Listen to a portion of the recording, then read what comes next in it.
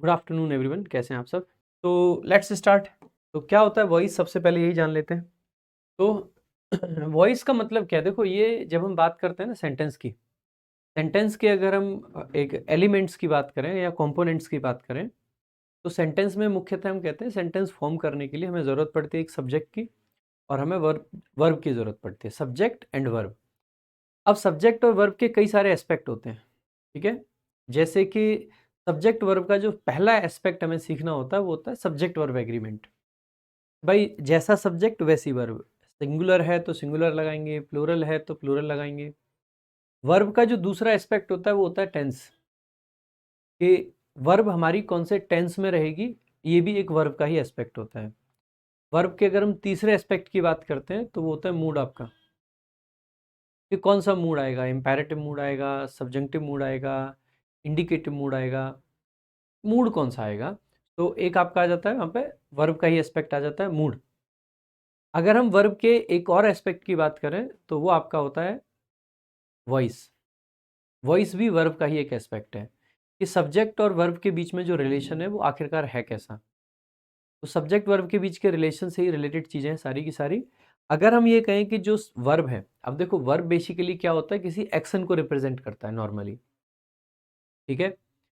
तो वर्ब क्योंकि किसी एक्शन को रिप्रेजेंट करता है, तो एक्शन के केस में क्या होगा कि एक एक्शन है यानी कि कोई काम हुआ है, तो अब जो सब्जेक्ट है वो हमें ये देखना है कि वो उस एक्शन को करता है या नहीं करता है, यानी कि उस एक्शन के लिए वो डूअर है या नहीं है। अगर वो सब्जेक्ट जो है उस एक्शन के लिए डूअर है, तो हम कहेंगे कि हमें वर्ब को एक्टिव फॉर्म में रखना चाहिए, ना कि पैसिव फॉर्म में। और अगर हम ये कहें कि ये जो सब्जेक्ट है ये इस वर्ब के लिए डूअर नहीं है, डूअर कोई और है, तो ऐसे केस में फिर हमें वर्ब को पैसिव फॉर्म में रखना चाहिए। तो एक्टिव और पैसिव का सिर्फ इतना सा मीनिंग होता है इस पे बेस्ड, लेकिन एग्जाम में फ्रीक्वेंटली देखा गया कि बहुत सारे क्वेश्चंस आए हैं और आगे भी आते रहेंगे सर। बस यही सब हमें सीखना है इस चैप्टर में, ठीक है।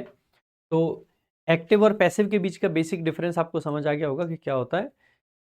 एक्टिव में वर्ब जो है वो, मतलब वर्ब जो है जो उसके अंदर एक्शन है उसको सब्जेक्ट कर रहा होता है, यानी कि वहाँ पे एक सब्जेक्ट जो है वो एक्टिव है। और पैसिव वॉइस की जब हम बात करते हैं तो वर्ब का जो एक्शन है वो सब्जेक्ट के द्वारा नहीं किया जाता, यानी कि सब्जेक्ट जो है वो क्या है, पैसिव है। तो यहाँ से हम ये कह भी सकते हैं कि ये जो नाम आया है ना, एक्टिव वॉइस, पैसिव वॉइस, ये बेसिकली सब्जेक्ट की स्टेट से प्रभावित है। सब्जेक्ट की स्टेट क्या है, सब्जेक्ट कुछ कर रहा है यानी कि एक्टिव है तो एक्टिव वॉइस, और सब्जेक्ट अगर कुछ नहीं कर रहा है यानी कि शांत बैठा है तो passive voice. Got my point है, इतनी सी बात क्लियर है। चलिए, तो यहीं से हम वॉइस का कॉन्सेप्ट समझते हैं। वॉइस में अगर हम बात करते हैं कि देखो एक्टिव की और पैसिव की, तो दो ही वॉइस आपके होते हैं, one is active and the other is passive,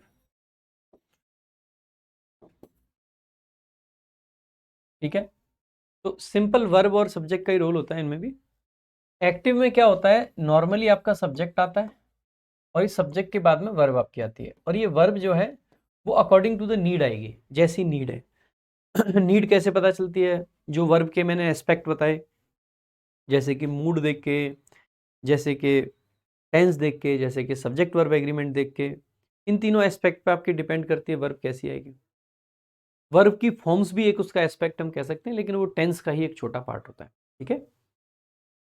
लेकिन जब हम पैसिव की बात करते हैं तो जो एस्पेक्ट अब तक हमने देखे थे वो तो हमको देखना ही है, यानी सब्जेक्ट वर्ब एग्रीमेंट हमको देखना है, टेंस हमको देखना है, और आपका लेट्स से सब्जेक्ट वर्ब एग्रीमेंट, टेंस और मूड, वो तो आपको देखना ही है। साथ ही साथ में एक एस्पेक्ट और ऐड हो जाता है, वो है वॉइस का। तो यहाँ पे हमें क्या ध्यान रखना है कि जो सब्जेक्ट है इसके बाद में हमें जो वर्ब थी वो बी फॉर्म में लिखनी है, यानी कि जो जिस भी फॉर्म में ये वर्ब है बी को इसी फॉर्म में लिख देंगे, और इसके बाद में हमें वर्ब की थर्ड फॉर्म लगा देनी है, ये आपका पैसिव हो जाएगा।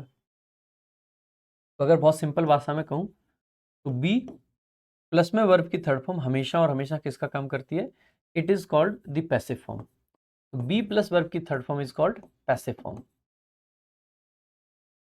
और बी का मतलब यहाँ पे क्या हो सकता है, बी की कोई भी फॉर्म यहाँ पे हो सकती है, like it could be is, am और आर। अगर हम पास्ट की बात करेंगे तो वॉज और वर। अगर हम इसकी अदर फॉर्म्स की बात करेंगे so it could be as well, be खुद हो सकती है या बी की आईएनजी फॉर्म आ सकती है कई बार बीइंग, सो वर्ब की थर्ड फॉर्म यानी कि बीन भी आ सकती है। तो these are forms of be, ये सभी के सभी क्या हैं, बी की फॉर्म्स हैं।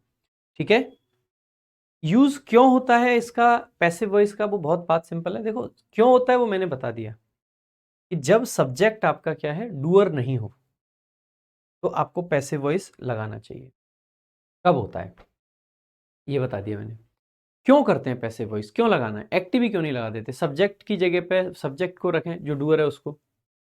दरअसल कई बार क्या होता है, वॉइस के क्वेश्चन हमें इसलिए भी पूछे जाते हैं, कुछ सिचुएशंस ऐसी होती हैं जिनमें या तो डूअर हमें पता नहीं होता है, और अगर हमें डूअर पता भी होता है तो डूअर रेलेवेंट नहीं होता है।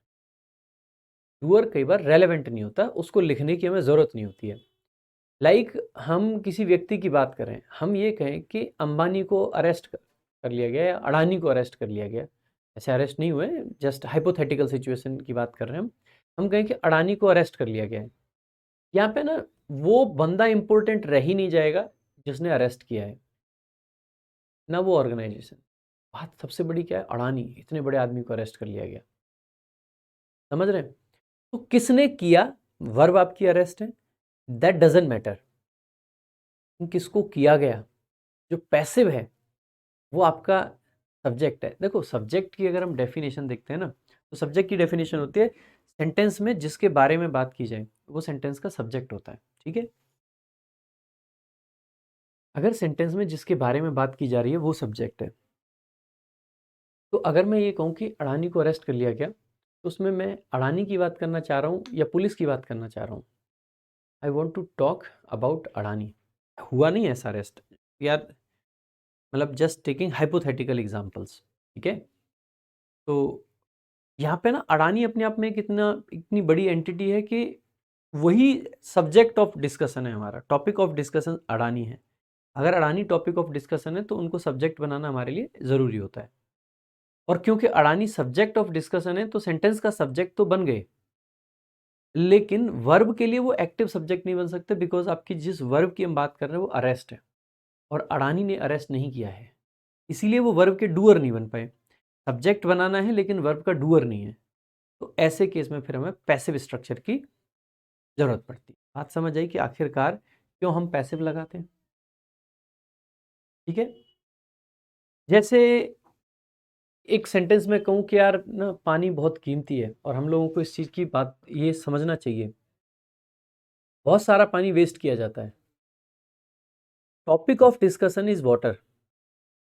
वाटर अगर टॉपिक ऑफ डिस्कशन है तो हम सेंटेंस का सब्जेक्ट बना देंगे, लेकिन जब हम वेस्ट वर्ब की बात कर रहे हैं तो वेस्ट पानी तो किसी चीज़ को वेस्ट नहीं कर रहा है। Water is the subject but water isn't the doer, वो डूअर नहीं है, सब्जेक्ट है डूअर नहीं है। So again water is wasted हमें लिखना पड़ेगा, ना कि वाटर वेस्ट्स। ठीक है, वो नहीं लिख सकते। तो क्यों हमें पैसिव को यूज़ करना पड़ रहा है, आई होप आपको थोड़ा बहुत समझ आ रहा होगा। ठीक है, तो लाइक मैंने कहा कि एसएससी एग्ज़ाम्स में इंग्लिश के, मतलब मेंस के एग्ज़ाम में इंग्लिश के 45 क्वेश्चन पूछे जाते हैं। ये बताना इंपॉर्टेंट नहीं है कि वो 45 क्वेश्चन कौन पूछता है, is it relevant, SSC mains में 45 क्वेश्चन पूछती है, ये कहना आई डोंट थिंक कि ये इतना बढ़िया है। इससे बढ़िया सिंपल ये कहो कि मेंस में 45 क्वेश्चन पूछे जाते हैं, तो जो टॉपिक ऑफ डिस्कशन है दैट इज 45 क्वेश्चंस और द इंग्लिश सब्जेक्ट है ना, लेकिन क्वेश्चंस तो कुछ पूछ नहीं रहे, क्वेश्चंस पूछे जा रहे हैं। तो सब्जेक्ट आपका क्वेश्चंस है बट क्वेश्चंस आपका डूअर नहीं है। अगर वो डूअर नहीं है दैट मीन्स आपको क्या लगाना पड़ेगा, पैसिव। ठीक है, बात क्लियर है। आ जाइए, तो आगे बढ़ेंगे, बात समझ आ गई क्यों लगाते हैं। तो एक्टिव वॉइस यही है, सब्जेक्ट आएगा, वर्ब आएगा, ऑब्जेक्ट आ जाएगा। ऑब्जेक्ट यहाँ पे लिखना इसलिए मैंडेटरी है क्योंकि पैसिव जब हम बनाएंगे तो इसी ऑब्जेक्ट को उठा के बेसिकली क्या करते हैं, सब्जेक्ट। हमारे एग्जाम में क्वेश्चंस जो आते हैं वो पैसिव वॉइस से दो तरीके के आ सकते हैं, समटाइम्स एरर डिटेक्शन के क्वेश्चंस आ जाते हैं, और एक जो ट्रांसफॉर्मेशन वाले जो क्वेश्चंस होते हैं कि एक्टिव से पैसिव बनाओ, पैसिव से एक्टिव बनाओ, वो भी आ जाते हैं। ठीक है, तो जब हम एक्टिव से पैसिव बनाते हैं तो हमें क्या करना चाहिए, ये जो ऑब्जेक्ट है इसको हमें यहाँ पे लाके सब्जेक्ट बना देना चाहिए। अब ये जब ऑब्जेक्ट को हम सब्जेक्ट बनाते हैं, अगर ये नाउन है तो कोई फर्क पड़ेगा नहीं, लेकिन अगर ये ऑब्जेक्ट आपका प्रोनाउन था तो ये ऑब्जेक्टिव केस में लिखा जाएगा, जिसको हम एक्यूजेटिव केस बोलते हैं। लेकिन जब इसको सब्जेक्ट बनाएंगे तो इसको नॉमिनेटिव केस में लिखना पड़ेगा। तो प्रोनाउन के केस में केस भी चेंज होता है, ठीक है। दूसरा, जिस भी फॉर्म में ये वर्ब थी, अगर मान लो ये बी प्लस वर्ब की मतलब be plus I N G थी तो इसको be plus I N G में लिखना पड़ेगा, is am are plus being, है ना। अगर ये मान लेते हैं कि हैव प्लस वी थ्री थी तो यहाँ पे हैव प्लस वी थ्री यानी कि बीन आ जाएगा, हैव बीन में कन्वर्ट करना पड़ेगा। मान लीजिए ये वी वन थी, अगर ये वी वन थी तो वी वन में बी क्या होता है, इज एम आर, मतलब इज एम आर होता है। अगर ये वी टू थी तो यहाँ पे वॉज वर्ब में कन्वर्ट करना पड़ेगा। यहाँ पे मान लेते हैं कोई मॉडल के साथ में और वर्ब की फर्स्ट फॉर्म थी, तो यहाँ पे भी मॉडल के साथ में बी की फर्स्ट फॉर्म क्या आ जाएगी, बी आ जाएगी। यानी कि जिस फॉर्म में ये वर्ब रहती है उसी फॉर्म में हमें क्या करना है, इस वर्ब को रखना है, ठीक है। और इस वर्ब की फॉर्म क्या कर देनी है, थर्ड फॉर्म कर देनी है, ठीक है। तो जैसे ये वर्ब थी वैसे का वैसा बी लिखना है और इस वर्ब की फॉर्म जो थी उसको वी थ्री कर देना है। लास्ट में फिर हमें वाई लगाना है, अगर सेंटेंस में कुछ और है तो वो लिख देना है, बाई लगाना है। और बाई के बाद में ये जो सब्जेक्ट आपका था, इस सब्जेक्ट को उठाना है और यहाँ पे ऑब्जेक्ट के रूप में कन्वर्ट कर देना है। तो इस प्रकार से आप कह सकते हैं कि हम ट्रांसफॉर्मेशन की बात करते हैं। अब एक बार देख लेते हैं कि कैसे कैसे ट्रांसफॉर्मेशन होता है। ये हम इंडेफिनिट की बात कर रहे हैं। अगर प्रेजेंट का इंडेफिनिट होता है तो क्या आता है, एक्टिव में आता है V1 या V1 में एस या एस या डूडज के साथ V1 आ जाता है। तो पैसिव में आता है इज एम आर प्लस में वर्ब की third form. Is am are क्यों, क्योंकि V1 हो तो V1 ये बी की अगर प्रेजेंट फॉर्म्स देखें तो इज एम आर होती हैं। ऐसे अगर V2 है या डिड प्लस V1 है तो इसको वॉज वर्ब प्लस V3 में कन्वर्ट करते हैं। सेल विल के साथ में अगर V1 है तो इसको सेल विल प्लस में बी प्लस में वर्ब की थर्ड फॉर्म में कन्वर्ट करते हैं। या कोई और मॉडल है तो V1 है तो modal plus be plus verb की थर्ड फॉर्म में कन्वर्ट करते हैं, ठीक है। Got my point. नेक्स्ट देखेंगे अगला पॉइंट आपका continuous. It is quite simple, is am are plus verb की आईएनजी फॉर्म, इसको किस में बदल देंगे, तो देखो इज एम आर जैसे था उसको वैसे रखेंगे। ये जो वर्ब थी ये किस फॉर्म में, आईएनजी में, तो बी किस फॉर्म में चली जाएगी, आईएनजी में, बीइंग आ जाएगा। और फिर जो एक्चुअल की वर्ब थी इसको किस फॉर्म में बदल देंगे, थर्ड फॉर्म में। ऐसे यहाँ पे देखो, यहाँ पे सेल विल था तो सेल विल को सेल विल लिखेंगे। एक बार मैं समझाना चाह रहा हूँ, नो पैसे पे मुझे पता है लिखा हुआ है। फिर आपका क्या है, बी आना था तो बी को बी लिख देंगे। फिर आपकी आईएनजी फॉर्म है तो बी वाली जो चीज थी उसको आईएनजी में लिखेंगे, तो बीइंग लिख देंगे और प्लस में आएगा वर्ब की थर्ड फॉर्म। अब जब हम इतना लिख देते हैं तो गड़बड़ पता है क्या होगी, ये भी बी और ये भी बी। अब बी की रिपीटेशन हो गई, जैसे ही बी की रिपीटेशन होती है सेंटेंस को पढ़ना ऑकवर्ड हो जाता है। और जैसे ही सेंटेंस को पढ़ना ऑकवर्ड हो जाता है तो इंग्लिश कहता है कि छोड़ो जी, छड्डो जी, इसकी बात मत करो। इसीलिए इसको सामान्यतः पैसिव नहीं बनाते हैं। लेकिन मान लीजिए आपके एग्जाम में यही पूछ लिया जाए और नो पैसिव ऑप्शन में ही ना हो, अगर नो पैसिव ऑप्शन में ना हो तो इस वाले को मार्क कर देंगे भाई, सिंपल सी बात है, ठीक है। तो ये बात समझ आई कि नो पैसिव हम क्यों लिख रहे होते हैं, क्योंकि बी की रिपीटेशन हो रही है। ऐसे हो जाएगा ना, ही सेल बी बीइंग, आगे फिर कुछ और, तो बी को डबल बार बोल रहे हैं। और लैंग्वेज हमेशा हमसे ये कहती है कि हमें जो सेंटेंस है वो स्मूथली बोलना चाहिए। और लैंग्वेज में बोलने का इतना बड़ा रोल होता है कि वोवल साउंड आने पर आर्टिकल एन आता है, कॉन्सोनेंट आने पर आर्टिकल ए आता है, वो साउंड की वजह से ही तो है। और अगर साउंड ही अटकेगी, भाई क्या होता है वोवल और कॉन्सोनेंट का ये रोल क्या होता है, क्योंकि जब वोवल साउंड आता है ना तो वोवल डबल ना हो, ए का वोवल है और जो आगे वोवल साउंड आएगा, तो हम जैसे कहें अम्ब्रेला, और की साउंड रिपीट हो रही है, तो वो साउंड ना बने, वो ऑकवर्ड स्ट्रक्चर बन जाते हैं। इसीलिए ना बोल के हमें बोलना पड़ता है एन अम्ब्रेला। तो एन में क्या हुआ कि पहले आपका ए मतलब वोवल आया फिर ना आ गया जो कि कॉन्सोनेंट है, एन, एन अम्ब्रेला, वो आपका एकदम फ्लुएंसी के साथ में बोला जाएगा। लेकिन यहाँ पे फ्लुएंसी तो खराब ही हो जाएगी क्योंकि बी की रिपीटेशन कर दी हमने। तो फॉर दिस रीजन हम मॉडल के साथ में कॉन्टिन्यूस टेंस का पैसिव नहीं बनाते हैं। Got my point. आपको रीजन भी समझ आ गया होगा कि क्यों आखिरकार हम पैसिव वॉइस नहीं बनाते हैं मॉडल्स का और सेल विल के साथ में, ठीक है। आगे देखेंगे सर, देखो परफेक्ट की जब हम बात करते हैं तो हेल्पिंग वर्ब क्या होती है, has have plus we three होती है। तो देखो हेल्पिंग वर्ब जैसे थी उसको वैसे ही रखो। ये जो वी थ्री है तो बी को किस फॉर्म में ले जाएंगे, वी थ्री में, और बी की वी थ्री क्या होती है, बीन आ गई। और ये जो ओरिजिनली वर्ब थी इसको किस में रखेंगे, वी थ्री में, तो आ गया।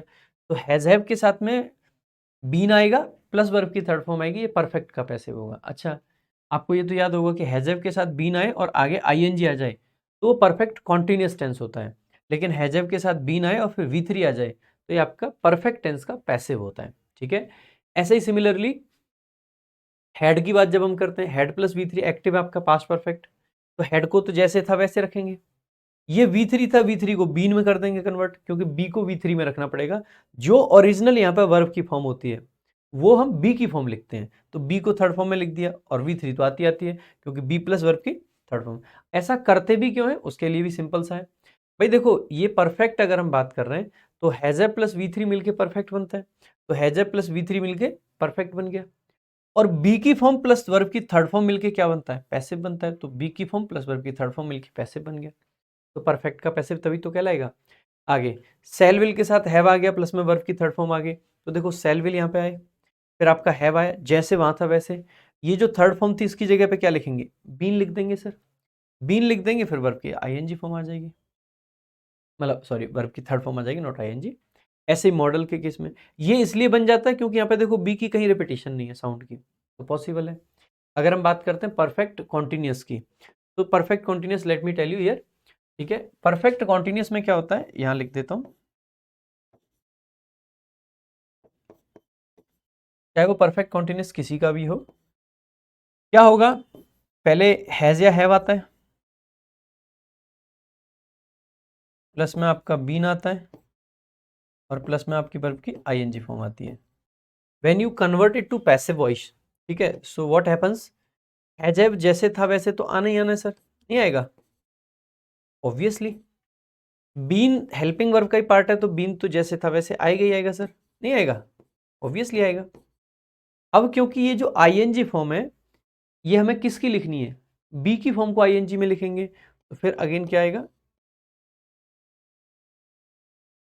और फिर आना चाहिए था थर्ड फॉर्म। अगेन यहाँ पे भी क्या हुआ बी, यहाँ पे भी क्या हुआ बी, फिर से बी की रिपीटेशन हो जाती है।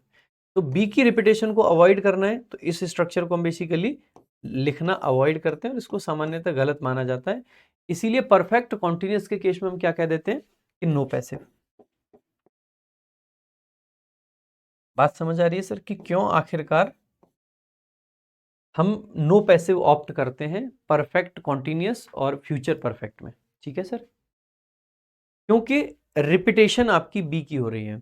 आप में से कुछ बच्चे कह सकते हैं कि सर ये भी तो इज एम आर भी तो बी की ही फॉर्म है, तो यहाँ बी की रिपीटेशन नहीं है। सर इट्स नॉट अबाउट कि ये भी बी है, ये इसकी बेस फॉर्म बी है ना, लेकिन क्या इज एम आर में आपको कहीं पे बी दिखाई दे रहा है, क्या इज एम आर में कहीं पे बी दिखाई दे रहा है, बी है वो, लेकिन बी लिखा नहीं है। और मैं ये नहीं कह रहा हूं कि बी की डबल फॉर्म एक साथ यूज नहीं कर सकते हैं, मैं ये बिल्कुल नहीं कह रहा हूं कि बी की दो फॉर्म एक साथ नहीं यूज कर सकते हैं, कर सकते हैं, लेकिन इस तरीके से इज एम आर के साथ आ जाएगा। अगर पास्ट की बात होगी तो वॉज वर के साथ आ जाएगा, क्योंकि वॉज वर हो या इज एम आर हो इनमें बी दिखता नहीं है। बी दिखता नहीं है तो फिर जब हम बोलेंगे तो बोलेंगे ही नहीं बी को डबल, बी डबल बोला नहीं जा रहा है तो वो ऑकवर्डनेस सेंटेंस के अंदर नहीं आती है। और अगर वो ऑकवर्डनेस सेंटेंस के अंदर नहीं आती है इसका मतलब है सेंटेंस हमारा नॉर्मल रहता है, स्वीट रहता है, और उसमें कोई दिक्कत आपको नहीं होगी। I hope the point is clear कि कब कब पैसिव नहीं बनता है और क्यों पैसिव नहीं बनता है। अब कुछ कुछ इंपॉर्टेंट कॉन्सेप्ट्स हैं, so let's discuss one by one. Unfortunately team ने ध्यान नहीं दिया और पीपीटी को हिंदी में तैयार कर दिया है। आ जाओ। यदि ट्रांजिटिव वर्ब के बाद प्रेपोजिशन का यूज किया जाए, यदि इन ट्रांजिटिव वर्ब नॉट ट्रांजिटिव, यदि इन ट्रांजिटिव वर्ब के बाद प्रेपोजिशन का यूज किया जाए जो कि वर्ब से क्लोजली रिलेटेड हो। वैसे तो सामान्यतः क्या होता है कि जो वर्ब का ऑब्जेक्ट होता है, ठीक है, उसी को हम पैसिव वॉइस में सब्जेक्ट बनाते हैं। But sometimes what happens if the verb doesn't have any object, the preposition which is closely related to the verb, तो जो प्रेपोजिशन है जो कि क्लोजली रिलेटेड है किससे, वर्ब से, तो its object becomes the subject of passive voice. तो जो इस प्रेपोजिशन का ऑब्जेक्ट होता है वो हम उसका सब्जेक्ट बना लेते हैं, जैसे कि लुक इन टू। अब आप कहोगे सर ये क्लोजली रिलेटेड का क्या सेंस है, तो what do we mean by closely related? देखो, there are some prepositions that are not, मतलब मैंडेटरी टाइप नहीं है, वो एक जस्ट एक्स्ट्रा इंफॉर्मेशन ऐड करती हैं, but there are some preposition जो कि ऑलमोस्ट मैंडेटरी हो रखी है वर्ब्स के साथ में, ठीक है। तो जैसे कि देखेंगे इंट्रांजिटिव वर्ब के बाद प्रेपोजिशन का यूज किया जाए जो कि वर्ब से क्लोजली रिलेटेड हो, जैसे कि लुक इनटू। तो लुक इनटू आप देखोगे अक्सर करके एक साथ आती है, लुक इनटू, लुक फॉर, ठीक है, या लाफ एट, या लुक एट, या ऑपरेट ऑन, या चीट ऑन, या स्लीप इन। ये क्लोजली रिलेटेड प्रेपोजिशंस हैं। तो इनके जो ऑब्जेक्ट होते हैं, इन ऑब्जेक्ट को पैसिव वॉइस का सब्जेक्ट बना देते हैं, ठीक है। तो यही यहाँ पे हम कहना चाह रहे हैं। तो the object of a preposition which is closely related to an intransitive verb becomes the subject of the passive voice, ठीक है। तो ध्यान रखेंगे इस चीज का। सामान्यतः पैसिव वॉइस में बाई प्रेपोजिशन का यूज किया जाता है, दूसरा पॉइंट है ये आपका, ठीक है। नॉर्मली क्या होता है कि बाई प्रेपोजिशन यूज करते हैं, बट कुछ वर्ब्स ऐसी हैं जिनके साथ में फिक्स्ड प्रेपोजिशंस हैं, तो उनके साथ वही प्रेपोजिशंस आता है, जैसे shocked at, surprised at, astonished at, amazed at, amused at, bewildered at, ठीक है। इसके अलावा pleased with, filled with, stuffed with, contented with, saturated with, उसके अलावा interested in, included in, contained in, enshrined in, embedded in, and known to जो होता है आपका, ठीक है, known to। तो इनके साथ में ये फिक्स्ड होते हैं। इसके अलावा और ध्यान देंगे, यदि सेंटेंस में डाई ट्रांजिटिव वर्ब का यूज हो, यानी कि if a sentence has a ditransitive verb means a verb that has two objects, one direct object and the other indirect object.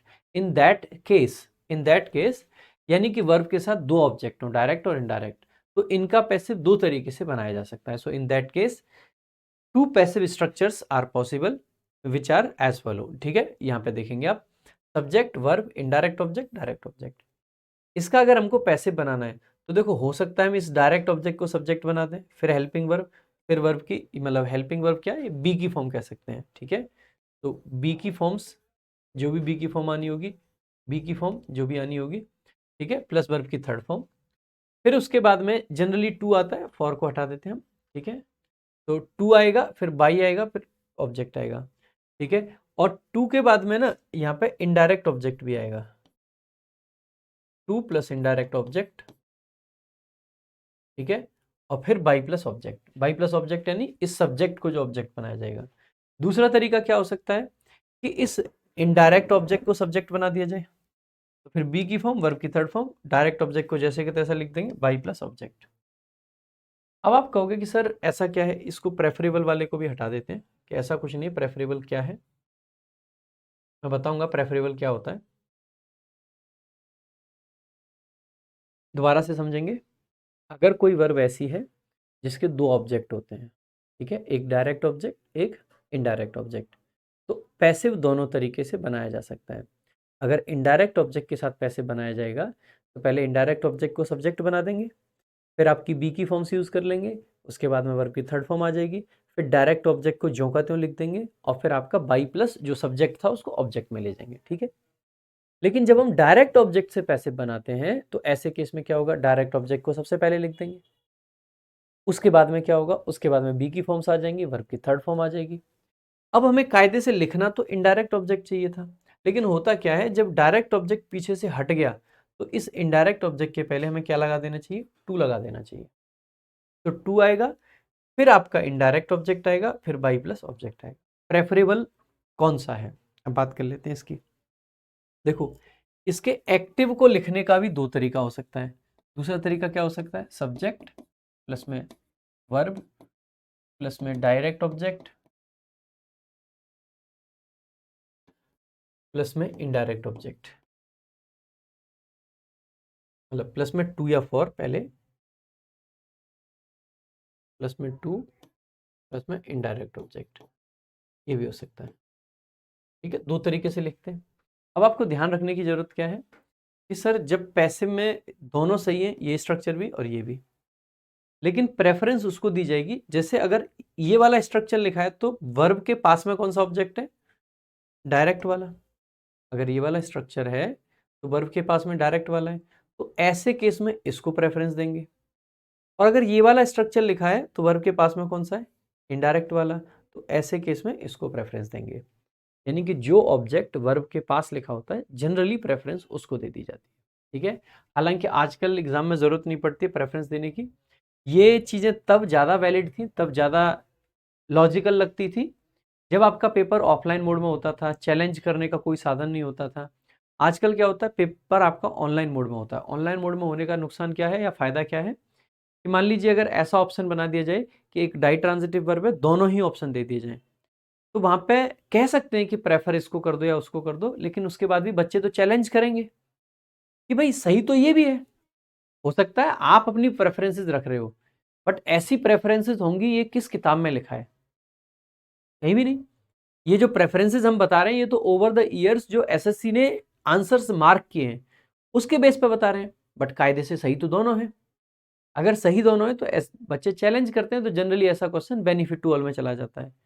तो आजकल ये चीजें थोड़ी सी इररेलेवेंट हो गई हैं, पहले ज्यादा रेलेवेंट थी। बताना इसलिए जरूरी है, फिर आप कहोगे कि सर दोनों आगे तो क्या करेंगे, इसीलिए मैंने बता दिया है।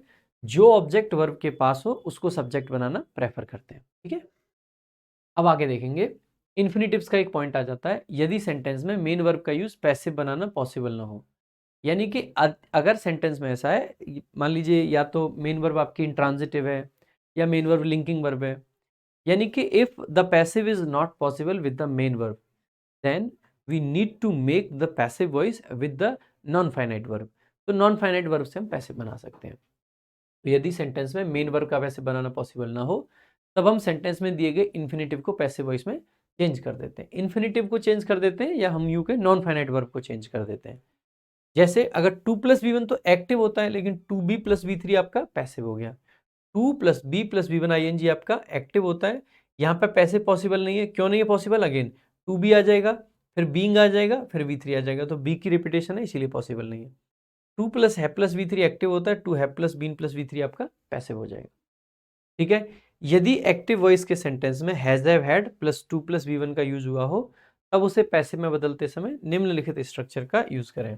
यानी कि इंग्लिश में बोले तो if the structure in active voice reads like this, has have had plus 2+v1 convert it to passive as follows. ये वाला स्ट्रक्चर आपका बन जाएगा।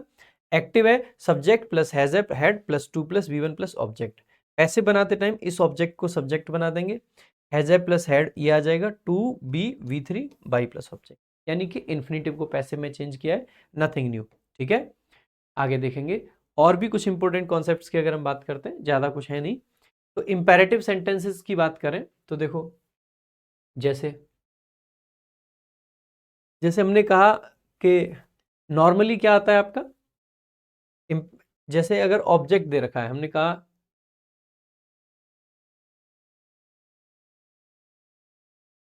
डू योर वर्क, यानी स्ट्रक्चर क्या है इसका, मतलब v1 प्लस ऑब्जेक्ट। तो इसका पैसिव बनाते टाइम दो स्ट्रक्चर लगाए जा सकते हैं। फर्स्ट वन दिस, इसमें एक ही लिख रखा है हमने, है ना,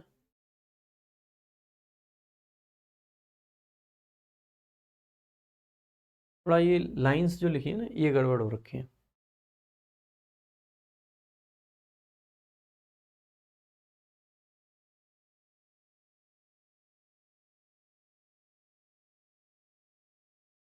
ये जो है विद ऑब्जेक्ट है, ये वाला जो है विदाउट ऑब्जेक्ट है ना, थोड़ा सा ये गड़बड़ हो गई है। अगर विद ऑब्जेक्ट होता है तो स्ट्रक्चर एक्टिव में ही होगा, वर्ब प्लस ऑब्जेक्ट, जो मैं ऊपर लिखना चाह रहा था। ठीक है, इसके पैसिव दो बन सकते हैं। पहला ये है तरीका, लेट लिखें, फिर ये जो ऑब्जेक्ट था इसको लिखें, फिर बी लिखें, फिर ये जो वर्ब थी इसको थर्ड फॉर्म में चेंज कर दें।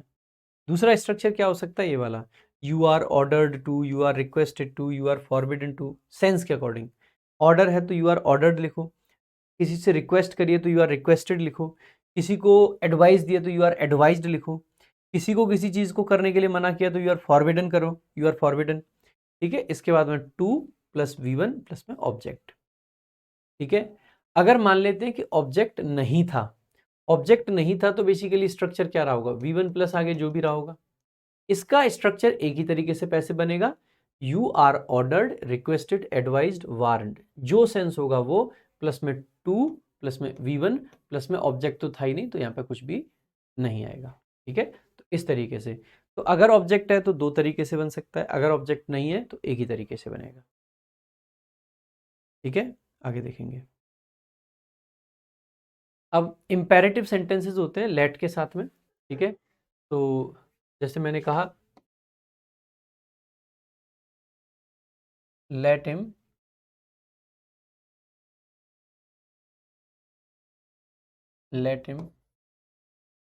Do his work. अब देखो लेट आ गया, हिम यानी कि ये ऑब्जेक्ट ये वाला, V1 यानी कि डू, डायरेक्ट ऑब्जेक्ट यानी कि हिज वर्क। अब जब हम इसका पैसिव बनाएंगे ना तो कैसे करेंगे, लेट आ जाएगा, फिर ये वाला जो ऑब्जेक्ट है इसको यहाँ लगा देंगे, फिर बी आएगा, V3 आएगा, बाई आएगा, जो इनडायरेक्ट ऑब्जेक्ट था उसको यहाँ ले आएंगे। ठीक है, उसको यहाँ ले आएंगे। जब सेंटेंस में डायरेक्ट ऑब्जेक्ट ना दिया हो तो कैसे बनेगा, सब्जेक्ट बन जाएगा, फिर में शुड, माइट, ये सब चीज़ आ जाएंगी। जैसे लेट प्लस में इनडायरेक्ट ऑब्जेक्ट, ये जो इनडायरेक्ट ऑब्जेक्ट है इसी को सब्जेक्ट में चेंज करते हैं। ठीक है, बी प्लस में अलाउड प्लस में टू प्लस में V1, यानी कि अगर बाद वाला ऑब्जेक्ट ना दिया हो ये वाला, तो ये इनडायरेक्ट ऑब्जेक्ट को सब्जेक्ट बना देंगे। शुड या माइट भी लगा देते हैं, जनरली शुड आ जाता है, माइट भी आ जाता है वैसे, अलाउड टू, उसके बाद में V1। क्या ये वाला स्ट्रक्चर यहाँ नहीं लग सकता, यहाँ भी लग सकता है, यानी कि अगर इसका एक पैसिव तो इस तरीके से, दूसरा पैसिव अगर बनाना हो तो एक तरीका और है। वो तरीका क्या है, हम ये लिख सकते हैं कि मतलब ये वाला जो इनडायरेक्ट ऑब्जेक्ट है इसको हम लिख देंगे क्या बना के, सब्जेक्ट बना के, प्लस में हम क्या करेंगे जो यहाँ पे हमने कर रखा है, शुड या माइट यूज कर लेंगे, शुड या माइट, प्लस में बी का यूज करेंगे, प्लस में अलाउड टू का, अलाउड टू, प्लस में आपका V1, इस तरीके से यूज कर लेंगे। तो ये वाला स्ट्रक्चर आ गया भाई, है ना। अच्छा, इसमें मैं ये बताना भूल गया था क्या, subject plus should plus be plus V3 ये भी बना देते हैं मॉरल सजेशन के केस में। ठीक है, और सब्जेक्ट में जनरली यू ही आता है और कुछ नहीं आएगा। ठीक है, आगे देखेंगे। लेट्स वाले सेंटेंस का पैसिव सिर्फ इट इज सजेस्टेड का यूज करके बनाया जाता है। ठीक है, let's go there, so it is suggested, it is proposed, दोनों तरीके से आ सकता है। ठीक है, इट इज सजेस्टेड या इट इज प्रपोज्ड, आगे दैट क्लॉज आएगी, प्लस में वी शुड लिखेंगे, फिर V1 प्लस अगर ऑब्जेक्ट है तो ऑब्जेक्ट, नहीं है तो नहीं लिखेंगे। ठीक है, तो ये आपका एक पॉइंट हो गया। आगे देखेंगे, इंटरोगेटिव सेंटेंसेस जो कि दो तरीके के होते हैं, एक तो यस नो क्वेश्चन होते हैं, एक WH वर्ड क्वेश्चन होता है। कैसे बनेगा, अगर एक्टिव में देखें हम यस नो क्वेश्चन का, तो helping verb plus subject plus verb plus object, यही होता है। अगर इसको हम पैसिव में बनाएंगे तो हेल्पिंग वर्ब तो शुरू में आएगी, इस ऑब्जेक्ट को सब्जेक्ट बनाएंगे, फिर बी की फॉर्म लिखेंगे, प्लस में वर्ब की थर्ड फॉर्म आएगी, बाई प्लस ऑब्जेक्ट आ जाएगा।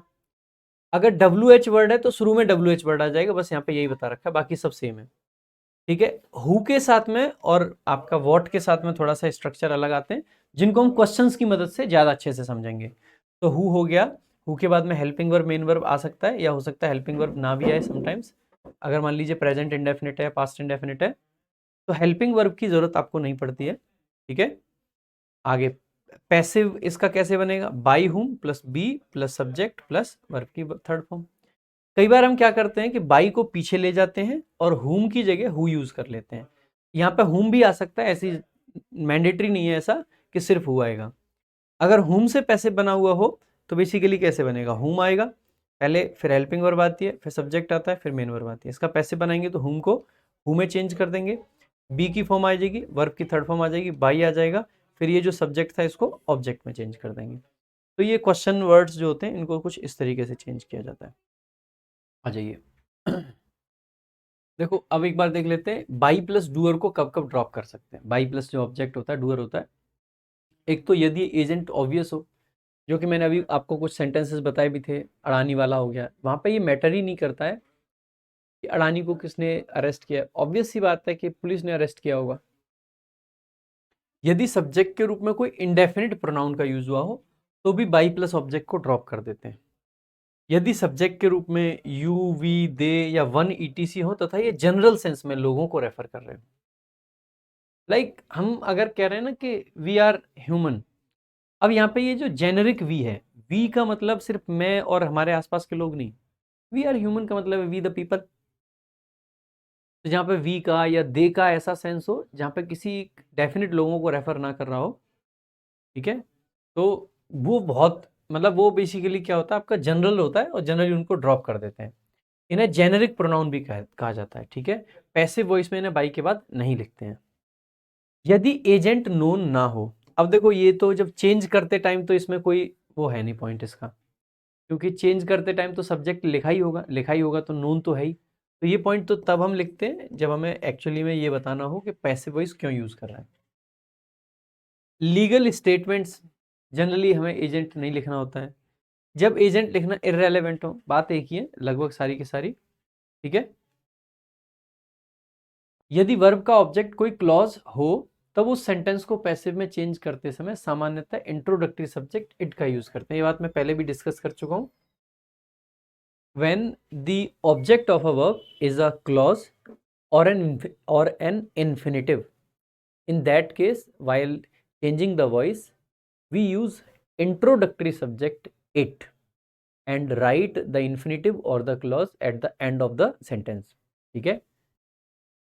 तो ये सब चीजें होती हैं। अगर सेंटेंस में दो वर्ब्स फाइनाइट और नॉन फाइनाइट दी गई हो, यानी एक वर्ब आपकी फाइनाइट है एक नॉन फाइनाइट है, तो बाई ऑब्जेक्ट को उस वर्ब के साथ लिखेंगे जिस वर्ब के लिए वह डूअर का काम करता है। ये पॉइंट अच्छा है। कई बार बाई आप कहते हो आगे आ गया, कई बार पीछे चला गया, इसको बताऊंगा, ये क्वेश्चंस के थ्रू बेहतर समझ आएगा, ठीक है। आज जस्ट एक बार थ्योरी का पार्ट देख लेते हैं। यदि वर्ब के ऑब्जेक्ट के नाउन के बाद कोई एडजेक्टिवल फ्रेज या क्लॉज लिखी गई हो तब सेंटेंस को पैसिव वॉइस में बदलते समय उस एडजेक्टिवल फ्रेज या क्लॉज को भी नाउन के साथ सेंटेंस के सब्जेक्ट के रूप में लिखते हैं। यदि एडवर्बियल फ्रेज का यूज हो तो वह जहां लिखी होती है वहीं रहने देते हैं। लेट मी टेल यू क्या लिखना चाह रहे हैं हम। ये टीम ने पीपीटी बना के दी, एक्चुअली मैं तो अभी पहली बार खोल के देखी है, इसीलिए मुझे एकदम शॉक्ड रह गया मैं तो कि हिंदी में पीपीटी बना दी है। बिकॉज मैंने तो मतलब इंस्ट्रक्शन यही दिया था कि यार इंग्लिश में पीपीटी तैयार करना। ये कहना ये चाहते हैं कि जब भी अगर ऐसा हो कि सेंटेंस में मान लेते हैं ऑब्जेक्ट है या सब्जेक्ट है, क्योंकि पैसिव वॉइस में ऑब्जेक्ट और सब्जेक्ट का तबादला होता है, ठीक है, बदलाव करते हैं, एक दूसरे की जगह पे आते हैं। अब there can be some things that are attached to the object and there could be some things that are attached to the subject. अगर कोई चीज ऐसी है जिसका रिलेशन सब्जेक्ट के साथ है तो वो सब्जेक्ट के साथ पीछे चली जाएगी, और अगर कोई चीज ऐसी है जिसका रिलेशन ऑब्जेक्ट के साथ है तो वो ऑब्जेक्ट के साथ आगे आ जाएगी जब सब्जेक्ट बनेगा। लेकिन कुछ चीजें ऐसी होती है जिनका सब्जेक्ट ऑब्जेक्ट से रिलेशन नहीं होगा तो वो नहीं आएगी, क्योंकि सब्जेक्ट और ऑब्जेक्ट अपने आप में नाउन या प्रोनाउन होते हैं। तो अगर कोई एडजेक्टिवल फ्रेज होगी, यानी कि because subjects and objects are generally nouns and pronouns, तो if there is any adjectival phrase और क्लॉज मीन्स कोई भी अगर एडजेक्टिव है, तो एडजेक्टिव तो क्योंकि वो नाउन से रिलेटेड है तो that adjective phrase should move together with the subject और ऑब्जेक्ट, यानी कि वो सब्जेक्ट और ऑब्जेक्ट के साथ ही मूव कर जाएगी क्योंकि वो एडजेक्टिवल फ्रेज है, यानी कि सब्जेक्ट और ऑब्जेक्ट से रिलेटेड है। लेकिन अगर वहीं पे कोई एडवर्बियल क्लॉज या फ्रेज आ जाए तो, अब एडवर्बियल है इसका मतलब है नाउन या प्रोनाउन से उसका रिलेशन नहीं होगा, उसका रिलेशन वर्ब से होगा। वर्ब से होगा तो इसका मतलब है उसको मूव करने की जरूरत नहीं है, क्योंकि हमें मूव सब्जेक्ट और ऑब्जेक्ट को करना है। तो यहाँ पे यही है, ठीक है, आगे देखेंगे।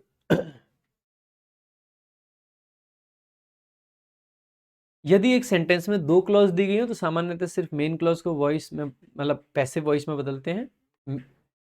हालांकि सभी क्लॉजेस को वॉइस में बदला जा सकता है, यानी कि अगर एक से ज़्यादा क्लॉजेज हैं तो जनरली क्या करते हैं हम कि सिर्फ मेन क्लॉज का वॉइस चेंज करते हैं, बट दैट डजंट मीन कि दूसरी क्लॉज का कर नहीं सकते, कर सकते हैं बट एक क्लॉज का ही जनरली करते हैं, ठीक है। अगर सब्जेक्ट में कोई नेगेटिव प्रोनाउन आया हो तो वॉइस चेंज करते समय वर्ब के साथ नॉट लगाकर एनी वाले प्रोनाउंस का यूज करते हैं, और अगर वर्ब में नॉट के साथ ऑब्जेक्ट आया हो तो वॉइस चेंज करते समय सब्जेक्ट में नेगेटिव प्रोनाउन का यूज करते हैं। ये भी एक अच्छा पॉइंट है, ध्यान देंगे इस पे भी, ठीक है। यानी कि कहने का मतलब पता है क्या है, एक बार इमेजिन करो मैं एक्टिव वॉइस लिख रहा हूँ, ठीक है, एक्टिव वॉइस लिख रहा हूँ। एक्टिव वॉइस लिखते टाइम मैंने यहाँ पे नॉट लिखा, ठीक है, और यहाँ पे एनीवन लिखा, ऑब्जेक्ट में एनीवन आया, वर्ब के साथ नॉट आया, ठीक है। जब मैं पैसिव में चेंज करूंगा तो ये एनीवन कहाँ चला जाएगा, सब्जेक्ट में, और ये नॉट कहाँ रह जाएगा, वर्ब में। अब आप इतना तो जानते ही हैं ना कि हमने आपको एक चीज बताई थी कि आपके ये जो प्रोनाउंस होते हैं, एनी हो गया, प्रोनाउन कहें, डिटर्मिनर कहें, एनी हो गया, ऑल हो गया, या आपका बोथ हो गया, या आपका like any, all, both, every, each, ETC, इन सब के बाद में हम नॉट नहीं लिख सकते। तो जब हम ऐसे लिख देते हैं ना तो एनी के बाद में क्या आ गया, नॉट, ये तो गलत है। नॉट के बाद एनी लिखना ठीक होता है, बट एनी के बाद नॉट नहीं लिख सकते, इसीलिए ये गलत हो जाता है। तो ऐसे केस में हम क्या कर देंगे, इसको बेसिकली नन लिख दो, काम चल जाएगा, ठीक है। तो ये छोटा सा चेंज होता है, क्वेश्चंस देखेंगे तब और बेहतर समझ आएगा। निम्नलिखित केसेस में वर्ब के पास ऑब्जेक्ट होते हुए भी उसका पैसिव नहीं बनाया जा सकता। कब कब पैसिव नहीं बना सकते, ऑब्जेक्ट है फिर भी पैसिव नहीं बना सकते, या तो रिफ्लेक्सिव प्रोनाउन ऑब्जेक्ट हो या reciprocal, reciprocal pronouns and reflexive pronouns का पैसिव नहीं बनता है, सिंपल। ये आपकी कुछ कॉजेटिव वर्ब्स होती हैं जो कि मैं ऑलरेडी पढ़ा चुका हूँ, तो इनका पैसिव कैसे होता है, एक्टिव कैसे होता है, देख लीजिए। एक्टिव में स्ट्रक्चर होता है सब्जेक्ट प्लस मेक या bid plus object plus V one. तो पैसिव में क्या बनेगा, यही सब्जेक्ट रहेगा, बी प्लस, मतलब सॉरी, ये ऑब्जेक्ट जो है इसको सब्जेक्ट बना देंगे, फिर be made plus to plus B one by plus object. Get के साथ क्या होगा, गेट होगा, ऑब्जेक्ट होगा, टू प्लस वी वन होगा, ऑब्जेक्ट टू होगा। गेट जैसे था वैसे रहेगा, आगे जो भी था वो वैसे रहेगा, जो ऑब्जेक्ट टू था उसको यहाँ ले आएंगे, वी वन को वी थ्री में बदल देंगे, by plus object one. Have के साथ में भी सेम यही होगा, और गेट मतलब have, object one, V one, object two. Have जैसे था वैसे रहेगा, यानी आगे जो सब्जेक्ट वगैरह रहा होगा वो वैसे ही रहेगा। फिर क्या होगा, ऑब्जेक्ट टू को यहाँ ले आएंगे, वी वन को वी थ्री में कन्वर्ट कर देंगे, बाई प्लस ऑब्जेक्ट वन लिख देंगे। तो ये आपकी पॉजिटिव वर्ब्स का है। देखो भाई, क्वेश्चन ये है कि स्मोक एंड फ्लेम्स। अब देखो सेंटेंस को क्या है, सब्जेक्ट है एक तो स्मोक और दूसरा है फ्लेम्स, ठीक है। इंगल्फ आपका वर्ब है, इन्होंने इंगल्फ कर लिया, किस चीज को इंगल्फ कर लिया भाई, द एरिया, एरिया को। और मेड, मेड यानी कि आपकी क्या है, वर्ब आ गई, एक वर्ब ये थी इंगल्फ और दूसरी क्या है, मेड। किस चीज को मेक किया, रेस्क्यू ऑपरेशंस को, रेस्क्यू ऑपरेशंस को क्या कर दिया, डिफिकल्ट बना दिया। अब यहाँ पे ना दो आपके चीजें आती हैं, पहला जो इंगल्फ आपकी वर्ब है उसके साथ में जनरली जो आपकी वर्ब होती है, ठीक है, मतलब सॉरी, जनरली जो आपकी प्रेपोजिशन होती है वो क्या आती है, इन आती है, पैसिव वॉइस में इन। लेकिन जो मेक आपकी वर्ब होती है इसको पैसिव वॉइस में जब यूज करते हैं तो इसके साथ क्या आता है, जनरली बाई आता है, क्या आता है, बाई आता है, ठीक है। अब आ जाइए एक बार देखते हैं। तो the area was engulfed in smoke. अब देखो क्योंकि इंगल्फ वर्ब का ऑब्जेक्ट है द एरिया, तो जब इस वर्ब को पैसिव में यूज करेंगे, अच्छा यहाँ पे हमें ये भी देखना है कि ये भी मेन वर्ब है, ये भी मेन वर्ब है, तो दोनों को ही पैसिव में चेंज कर सकते हैं, हो सकता है किसी एक को भी करें, अलग अलग तरीके से कर सकते हैं। यहाँ पे जस्ट एंड से दोनों को इसलिए जोड़ पा रहे हैं क्योंकि दोनों का सब्जेक्ट कॉमन है, smoke and flames common subject है, इंगल्फ के लिए भी और मेक वर्ब के लिए भी। लेकिन जब पैसिव बनाएंगे तो इंगल्फ का जो सब्जेक्ट बनना चाहिए वो द एरिया बनना चाहिए, और मेक वर्ब का जो सब्जेक्ट बनना चाहिए वो रेस्क्यू ऑपरेशंस बनना चाहिए। तो वहां पे सब्जेक्ट आपके अलग हो जाएंगे, तो दोनों क्लॉजेस डिफरेंट हो जाएंगी। अगर दो डिफरेंट क्लॉजेस हो जाएंगी तो हो सकता है हम दोनों वर्ब को पैसिव में कन्वर्ट कर दें, और हो सकता है हम किसी एक वर्ब को करें, मतलब it's up to us, it's up to the options, ठीक है। तो एक बार देखते हैं, पहला ऑप्शन आपका क्या है, the area was engulf, engulf के साथ में इन लगा रखा है, सही बात है, पास्ट का इंडेफिनिट टेंस था तो वॉज कर दिया, सही बात है। किस चीज में, इन स्मोक एंड फ्लेम्स, तो बाई ना लगा के इन लगाया क्योंकि इंगल्फ के साथ में इन प्रपोजिशन आती है, ठीक है। एंड मेक, अब देखो जैसे आपने देखा मेक वर्ब को हम पैसिव नहीं बना सकते हैं, क्यों नहीं बना सकते हैं, मतलब मेक वर्ब को यहाँ एक्टिव में नहीं लिख सकते क्योंकि अगर इसको एक्टिव में लिखेंगे तो इसका सब्जेक्ट क्या था, स्मोक एंड फ्लेम्स था, और यहाँ पे अगर एंड से दो वर्ब को जोड़ रहे हैं तो सब्जेक्ट क्या बन जाएगा, तो आप कहोगे द एरिया जो है वो आपका सब्जेक्ट बन जाएगा। होना क्या चाहिए था सब्जेक्ट, अगर इसको एक्टिव में लिख रहे हैं, अगर इसको एक्टिव में लिखते हैं तो एक्टिव में क्या सब्जेक्ट था, स्मोक एंड फ्लेम्स, और अगर इसको पैसिव में लिखते हैं तो क्या सब्जेक्ट बनेगा, रेस्क्यू ऑपरेशंस। तो ये बात समझने की है, पैसिव में लिखेंगे तो जो इसका ऑब्जेक्ट था वो सब्जेक्ट बन जाएगा, अगर एक्टिव में लिखेंगे तो सब्जेक्ट आपका क्या बनेगा, स्मोक एंड फ्लेम्स। लेकिन अगर हमने एंड से जोड़ा है तो एक ये वर्ब और एक ये वर्ब, दोनों का सब्जेक्ट क्या बन गया, एरिया। जब मेक एक्टिव में तो एरिया इसका सब्जेक्ट नहीं बन सकता, ऑप्शन ए एलिमिनेटेड। ठीक है, ऑप्शन सी भी देखते हैं एक बार, बी को भी देखेंगे, पहले सी देख लेते हैं। सी में तो हैज बीन कर दिया है, और हैज बीन करते ही ये सेंटेंस ऑटोमेटिकली गलत हो जाता है टेंस की वजह से। डी ऑप्शन भी देख लेते हैं एक बार, बी को भी देखेंगे, डी भी देख लेते हैं। तो डी कहता है द एरिया आपका सब्जेक्ट बना, वॉज वर्ब, ये इंगल्फ आपकी वर्ब की थर्ड फॉर्म बन गई। किस चीज में थे, तो इंगल्फ के साथ में इन प्रेपोजिशन आ गया, स्मोक एंड फ्लेम्स में, ठीक बात है। एंड आपका क्या आ गया, कंजंक्शन आ गया। रेस्क्यू ऑपरेशंस आपका क्या बन गया, सब्जेक्ट, यानी कि मेक वर्ब को किसमें हमने कन्वर्ट कर दिया, पैसिव में, तो ये आगे पैसिव में वर्ब मेड।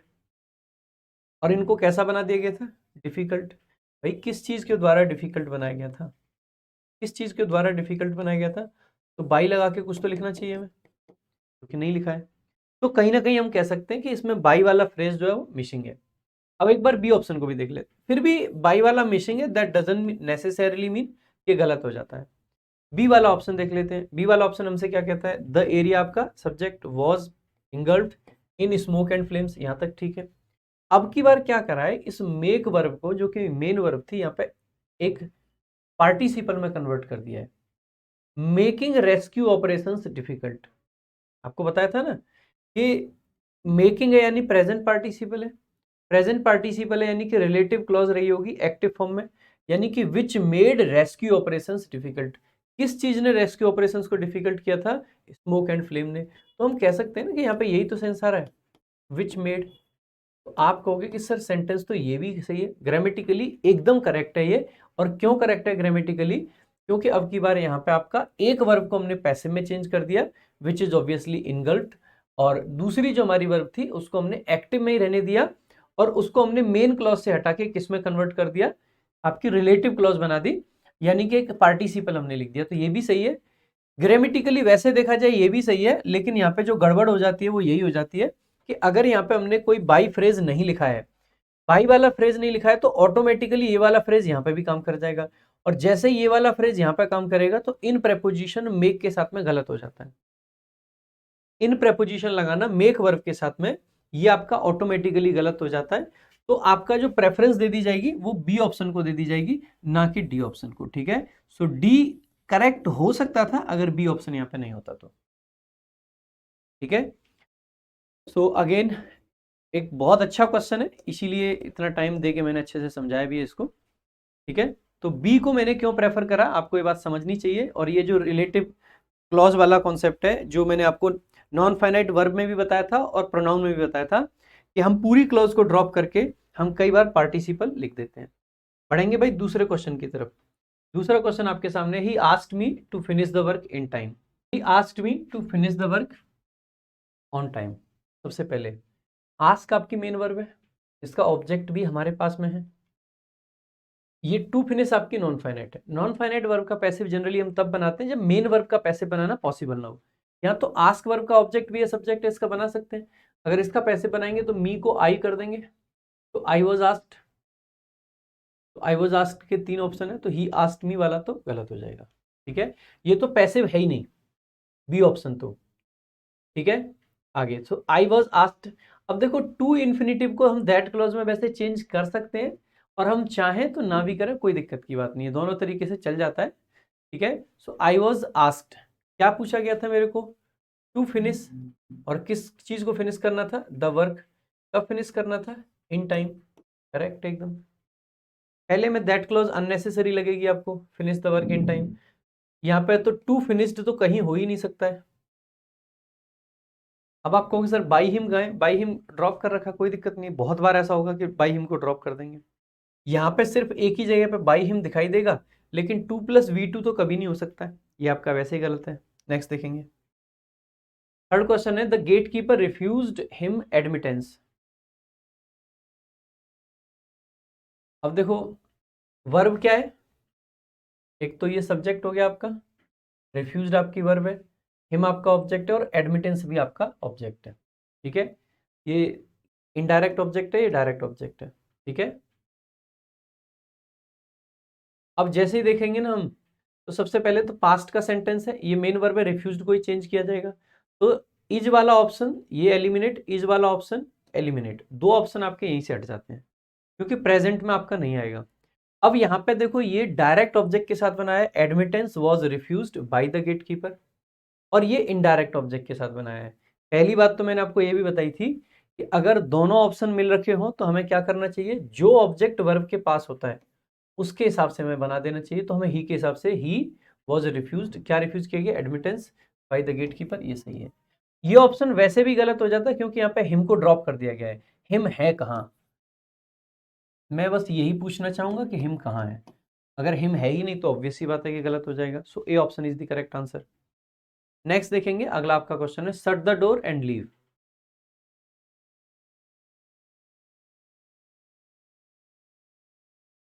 देखो सबसे पहले ये जो आपकी वर्ब होती है ना सट, सट वर्ब को कभी भी मतलब जब first form, second form, third form तीनों में सेम रहती है, तो सटेड जैसा कुछ नहीं होता है, तो एक ऑप्शन आप सीधे सीधे एलिमिनेट कर दोगे यहीं से। ठीक है, अच्छा दूसरा, क्योंकि ये इंपेरेटिव सेंटेंस है, ऑर्डर को दिखा रहा है, shut the door and leave. अब देखो दो वर्ब को जोड़ा गया है, एक तो शट है और एक लीव है, दोनों में डिफरेंस क्या है, इसमें तो द डोर आपका ऑब्जेक्ट दे रखा है, इसके लिए कोई ऑब्जेक्ट भी नहीं दे रखा है।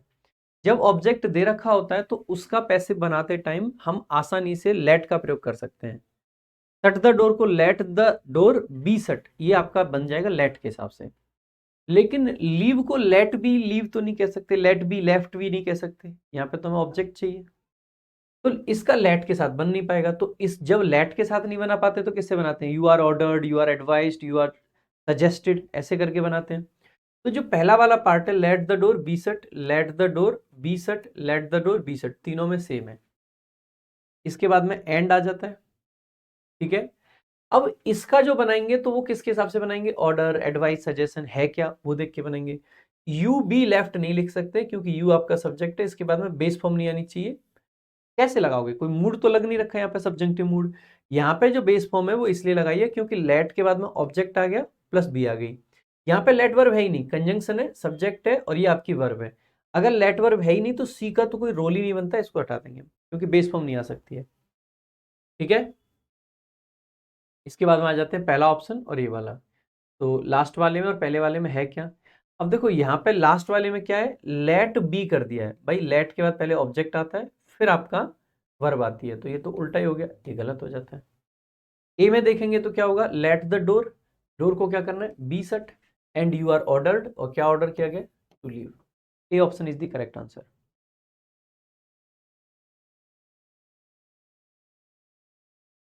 बात समझ आई भी। नेक्स्ट देखेंगे अगला आपका question, help others but do not expect anything in return. क्या ऐसे नहीं कर सकते थे, you are order to shut the door and leave, कर सकते हैं, वेरी मच पॉसिबल। लेकिन अगर हमारे पास में लेट का ऑप्शन हो और यू आर ऑर्डर्ड का ऑप्शन हो तो लेट वाला आपका लगाना चाहिए हमें, तो लेट वाले को प्रेफरेंस दी जाती है ना कि यू आर ऑर्डर्ड वाले को। तो अगर इंपेरेटिव सेंटेंसेस के अंदर ऑब्जेक्ट है, इंपेरेटिव सेंटेंस के अंदर वर्ब के पास में अगर अपना ऑब्जेक्ट है तो वहां पे लेट वाले स्ट्रक्चर को प्रेफरेंस देते हैं। अगर लेट वाला अवेलेबल नहीं है तो यू आर ऑर्डर्ड वाला हमें लगाना चाहिए, या you are ordered, you are advised. अब जैसे यहाँ पे भी देखेंगे आप, सबसे पहले हेल्प अदर्स, तो हेल्प वर्ब है, इसका ऑब्जेक्ट आ गया अदर्स, बट आपका कंजंक्शन आ गया, ये नेगेटिव वर्ड आ गया, do not expect anything in return. अब पहली बात तो ये है कि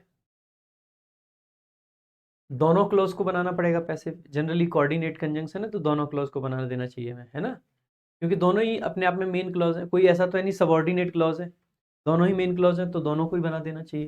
नहीं भाई, सबसे पहले एक एक करके ऑप्शंस को एलिमिनेट करेंगे। यू वर एडवाइज तो कभी नहीं हो सकता क्योंकि इंपेरेटिव सेंटेंसेस हमेशा प्रेजेंट को रिप्रेजेंट करते हैं। ठीक है, तो ये तो आपका एलिमिनेट हो गया। ठीक है, ऊपर वाला you are advise to help others and expect anything. ये नेगेटिव वाला जो एलिमेंट था वो यहाँ से गायब है, नॉट वाला, तो ये ऑप्शन भी आपका एलिमिनेट हो जाता है। ठीक है, तो ये भी हट गया। अब बात करेंगे बी ऑप्शन की।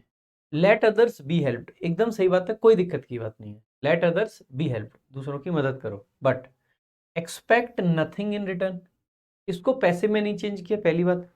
और जब पैसे में चेंज नहीं कर रहे हैं तो डू नॉट वाला स्ट्रक्चर हटाना ही क्यों है हमको, मत हटाओ।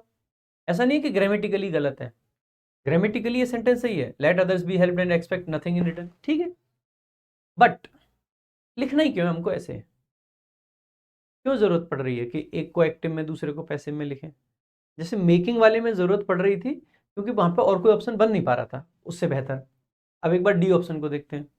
यू आर एडवाइज्ड, आपको सलाह दी जा रही है, क्या एडवाइस दी जा रही है, टू हेल्प अदर्स, दूसरों की मदद करें, बट यू आर यहाँ पे सामने से ही कॉमन है, यू आर फॉरबिडन, किस चीज से फॉरबिडन हो, to expect anything in return. तो आप कह सकते हैं कि फॉरबिडन की वजह से नेगेटिव वाला एलिमेंट भी आ जाता है, तो आप कहोगे कि सर ये वाला ऑप्शन आपका बेटर है, D option is the best option. तो बी नहीं, डी आपका करेक्ट आंसर, दोनों को चेंज किया है। Spain expected to win the World Cup, Spain expected to win the World cup.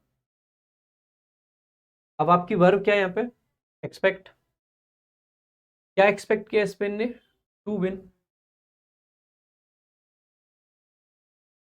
ठीक है। अब देखो जब भी हम इस प्रकार के क्वेश्चंस को करते हैं तो इसके दो तीन तरीके हो सकते हैं। पहला, क्योंकि ये इन्फिनेटिव है, इन्फिनेटिव अगर ऑब्जेक्ट हो तो इट से बनाना आपका बेटर होता है। तो it was expected by Spain, और क्या एक्सपेक्ट किया था, to win the World Cup, एक तो ये आपका बन सकता है। To win the World Cup has been, एक तो देखो हैज बीन की वजह से गलत हो जाता है क्योंकि यहाँ पे तो पास्ट की बात है। दूसरा, जनरली इन्फिनेटिव को सब्जेक्ट नहीं बनाना, ये बात मैं आपको बार बार बताते हुए आया हूँ नॉन फाइनाइट वर्ब से लेके अब तक। इसमें अगर देखेंगे स्पेन एक्सपेक्टेड, तो ये तो सर एक्टिव में ही है, एक्टिव में तो हमें तो पैसिव में चाहिए था, ये तो वैसे ही गलत हो जाता है। आगे A option, the World Cup was expected to be won by Spain. अब देखो ये ठीक है कि स्पेन के द्वारा जीता जाएगा, लेकिन एक्सपेक्ट कौन कर रहा है ये तो हमने बताया ही नहीं। ध्यान रखना, वैसे कायदे से छठवें का ए भी पॉसिबल है, लेकिन हमें टू विन को अगर हमें ना चेंज करें, अगर देखो दोनों को चेंज कर रहे हैं तो ऊपर वाला बन सकता है, अगर दोनों को चेंज ना करें तो नीचे वाला बनता है। आपको बताया था कि अगर मेन क्लॉज को, मतलब मेन वर्ब को या मेन क्लॉज को पैसिव में चेंज किया जा सकता है तो सबऑर्डिनेट क्लॉज या फिर आपका नॉन फाइनाइट वर्ब को चेंज करने की जरूरत नहीं पड़ती है। तो नॉन फाइनाइट को जबरदस्ती से चेंज करना ही क्यों है, मेन क्लॉज हो तो रही है, मेन वर्ब हो तो रही है, तो मगर मेन वर्ब हो पा रही है तो बी ऑप्शन आपका बेटर ऑप्शन है, ना कि ए। तो B is the correct answer. Next, he doesn't like people to call him cheat. सबसे पहले ये जो लाइक वर्ब होती है इसको मैं, लाइक हो गया, नीड हो गया, वांट हो गया, जब हम कुछ एक्शन किसी से चाहते हैं, कोई हमारे लिए कुछ करे, तो एक्शन को हम कभी भी पैसिव में नहीं कन्वर्ट करेंगे, ठीक है। ऐसे केस में ही लाइक या डजंट लाइक को पैसिव में नहीं कन्वर्ट करना है। तो पहली बात तो देखो, टू कॉल चीट ये इन्फिनेटिव में सब्जेक्ट बना दिया, तो ये तो वैसे हमें एलिमिनेट कर देना चाहिए। आगे दोनों तीन ऑप्शन देखेंगे, ही doesn't like, any one two call him cheat, ये तो खुद ही एक्टिव है, टू कॉल एक्टिव है। यहाँ पे हमें नॉन फाइनाइट वर्ब को इसलिए पैसिव करना पड़ेगा टू कॉल को, क्योंकि लाइक वर्ब को हमें पैसिव नहीं कर पा रहे हैं। अगर टू कॉल को करना पड़ेगा तो टू बी कॉल्ड होना पड़ेगा, तो यहाँ पे तो कॉल है तो ये भी eliminate. He doesn't like to be called a cheat, वह चीट कहलाना पसंद नहीं करता है। Next, shut the door and go away, okay ये तो अभी वाला ही है। Let the door be shut and you are order to go away, repeat हो गया गलती से। नेक्स्ट, बाकी ऑप्शंस, यू बी गॉन नहीं होगा, यू बी गॉन नहीं होगा, ठीक है। शट द डोर,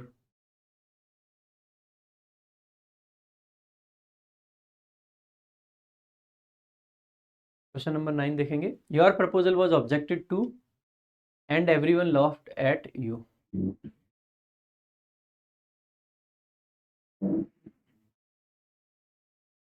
अब ये पैसिव दे रखा है, इसको एक्टिव में कन्वर्ट करना है।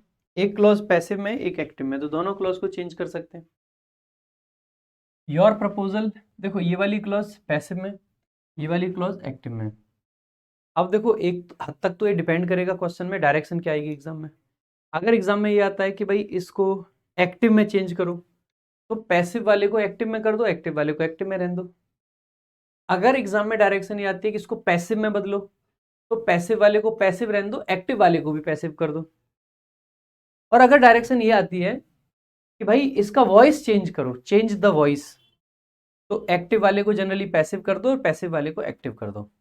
तो ये हमें ध्यान रखना है। सिर्फ वॉइस चेंज करनी है तो दोनों क्लॉज की कर दो, एक्टिव चाहिए तो दोनों को एक्टिव कर दो, पैसिव चाहिए तो दोनों को पैसिव कर दो। ठीक है। Everyone objected your proposal, objected to your proposal होता है तो पहले ऑप्शन में तो यही एरर हो जाएगा, एंड लाफ्ड एट यू।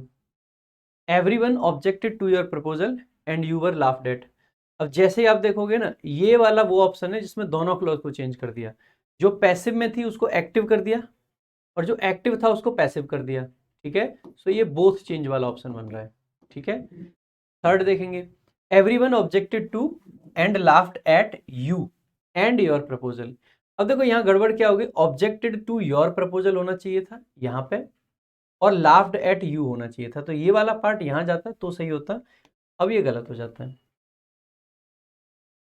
यहाँ पे ऑब्जेक्टेड के साथ टू मिसिंग है तो ये वैसे गलत हो जाता है। तो आप कहोगे कि सर बी ऑप्शन आपका करेक्ट आंसर होगा।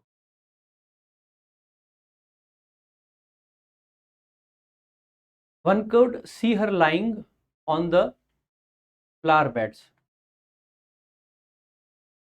तो वन सब्जेक्ट है, could helping verb, see main verb, her आपका ऑब्जेक्ट है, तो हर के हिसाब से बनाएंगे तो सी,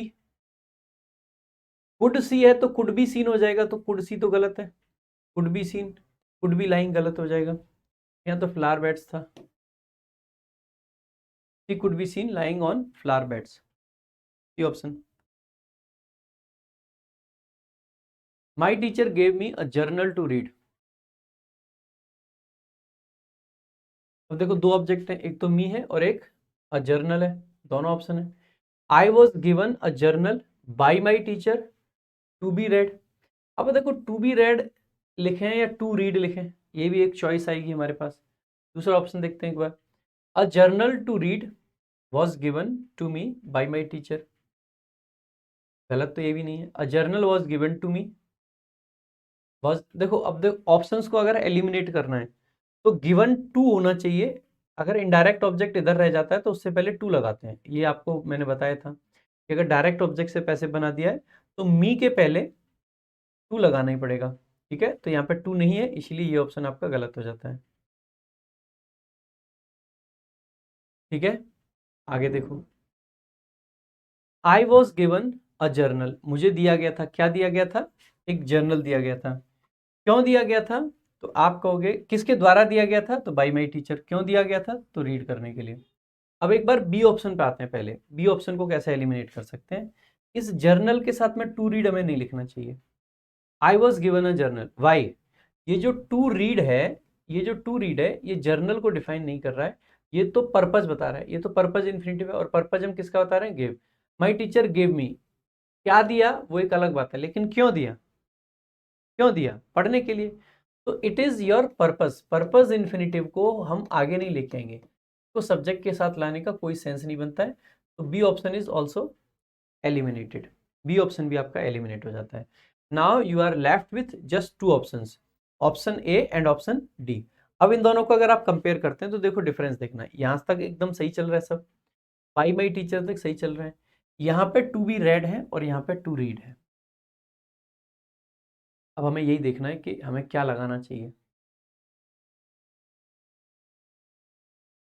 जनरली हमें नॉन फाइनाइट वर्ब को पैसिव में नहीं कन्वर्ट करना चाहिए, जैसे है वो ऐसे एक्टिव में रहने दें तो आपका बेहतर रहेगा, ये आपका बेस्ट आंसर हो जाएगा।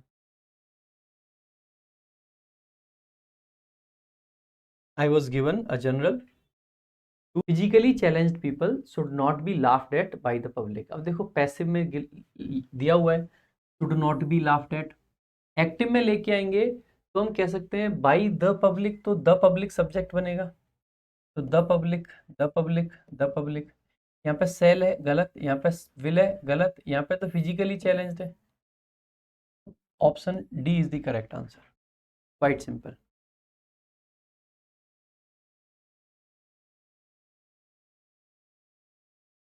इन्फिनेटिव वाला देखो क्वाइट सिंपल है। इन्फिनेटिव में एक पॉइंट और बता सकता हूँ आपको एक्स्ट्रा। जैसे यहाँ पे आपको बाई माई टीचर दिख रहा है, बाई माई टीचर को हम टू रीड के पहले रखें या बाद। मान लीजिए एक ऑप्शन ऐसा भी आ जाए कि ये बाई माई टीचर बाद में दे रखा हो, तो हमें बाद में नहीं लगाना चाहिए। क्यों? अगर हम बाई को लगा रहे हैं इस रीड वर्ब के बाद लगा देंगे तो हो सकता है कि किसी को ऐसा फील आ जाए जैसे कि पढ़ने वाला, मतलब ये जो बाई माई टीचर है ये रीड वर्ब के लिए आया है, लेकिन बाई माई टीचर आया किसके लिए? गिव वर्ब के लिए। टीचर ने दिया है, पढ़ा नहीं है। ठीक है, तो ये थोड़ा सा डिफरेंस है, इसको भी ध्यान रखना।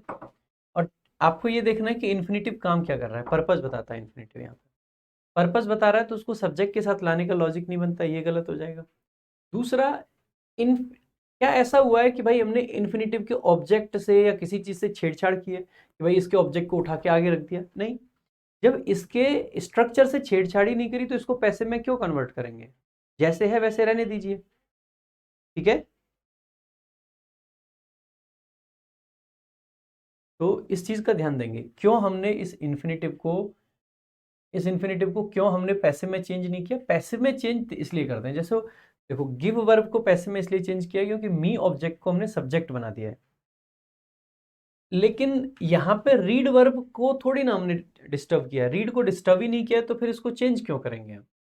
ठीक है, रीड के लिए तो जो चीजें जैसे थी वैसे ही हैं। ये मी भी रीड से पहले ही था, ये जर्नल भी रीड से पहले ही था, तो क्यों चेंज करना? उसको मत करो। आगे देखो भाई, I did not trust anybody. अब देखो नॉट प्लस एनी आ गया, नॉट प्लस एनी को जब पैसे में बदलेंगे तो नो बडी में चेंज कर देंगे, तो एनीबडी को तो वैसे ही गलत कर देंगे। यहाँ पे वुड आ गया तो ये वैसे गलत हो जाएगा, यहाँ पे हैज बीन आ गया तो ये वैसे गलत। पास्ट का सेंटेंस है, A option is the correct answer. Nobody was trusted by me. Next देखेंगे, did he remember the date and time.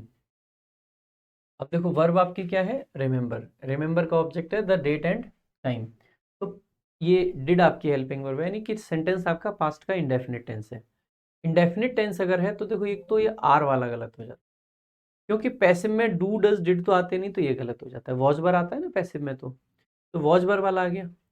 सबसे पहले वॉज ही रिमेंबरिंग, क्यों हमें कॉन्टिन्यूस टेंस बनाना है? हमको पैसिव बनाना है, तो were the date and time, क्योंकि दो चीजें हैं तो वर लगा दिया। रिमेंबर्ड वर्ब की third form, is am are was were के बाद में वर्ब की थर्ड फॉर्म पैसिव को दिखाता है। Option C is the correct answer. ठीक है, नेक्स्ट देखेंगे अगला आपका question. He hasn't slept in his bed. He hasn't slept in his bed. देखो वैसे कायदे से देखा जाए तो स्लीप वर्ब का पैसिव नहीं बनना चाहिए, बट अनफॉर्चुनेटली, मतलब अनफॉर्चुनेट कह सकते हैं इस बात को, या एक फिक्स स्ट्रक्चर कह सकते हैं कि स्लीप वर्ब को जब हम इस वाले स्ट्रक्चर में यूज करते हैं, स्लीप इन बेड, तो ऐसे केस में इसको पैसिव में कन्वर्ट करना पॉसिबल है। और इस स्लीप इन को क्लोजली कनेक्टेड माना जाता है, तो हिज बेड को हमें क्या करना है? सब्जेक्ट बना देना है, तो हिज बेड। तो ही हैड वाला तो ऑप्शन वैसे ही एलिमिनेट हो गया। हैजंट है तो ये हैड वाला ऑप्शन वैसे ही एलिमिनेट हो गया, हेड वाला ऑप्शन वैसे एलिमिनेट हो गया, तो आप कहोगे A option is the correct answer. His bed hasn't been slept in.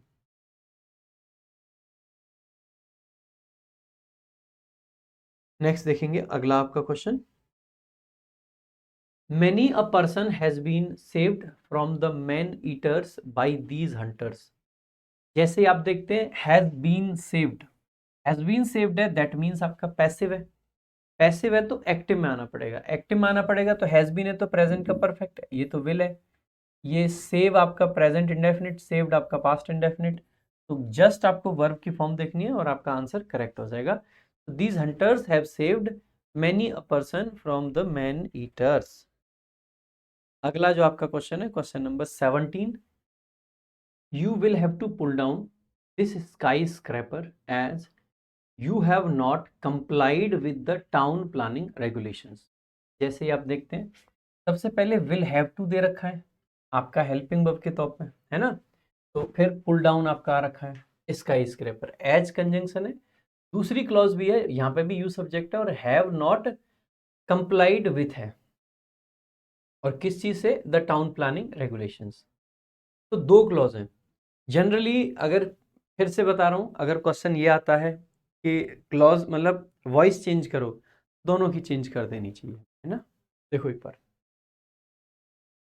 This sky scraper, आप बाकी ऑप्शंस पे ज्यादा डिपेंड करता है, एक बार देख लेते हैं। देखो विल हैव टू है तो will have to plus be pulled down, इसको पुल डाउन किया जाना चाहिए, ठीक है। Will have to be pull down, will be pull down. अब देखो ये गलत हो जाता ऑप्शन, क्योंकि will have to plus B one आपका था, तो will have to plus be three आपका आना चाहिए था, तो ये ऑप्शन आपका गलत हो गया विल बी की वजह से, ठीक है। अब देखो यहाँ पे भी है this skyscraper will have to be pull down, यानी कि बाकी तीन ऑप्शन सेम है इस क्लॉज के लिए। आगे देखेंगे, एज कंजंक्शन लगाया है तीनों में, और देखो यहाँ पे बाई यू लिखा है और यहाँ पे भी बाई यू लिखा है। आगे देखेंगे, ठीक है। यहाँ पे देखेंगे as the town planning regulations, अब यहाँ पे क्या है, हैव प्लस वर्ब की थर्ड फॉर्म है, तो यहाँ पे देखेंगे as the town planning regulations have not been complied with. आप कहोगे कि सर यहाँ तक तो ठीक लग रहा है। अगर हम इस वाले ऑप्शन में देखें तो as the town planning regulations have not been complied, अब विथ जो है वो यहाँ पे मिसिंग है।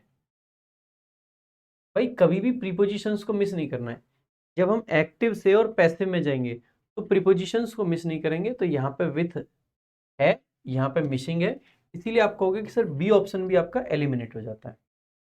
D option, as the town planning regulations have not been complied, again with कहाँ है, आप कहोगे कि सर विथ तो मिसिंग है। अगर विथ मिसिंग है तो आप कहोगे सर ये ऑप्शन भी आपका एलिमिनेट हो जाएगा।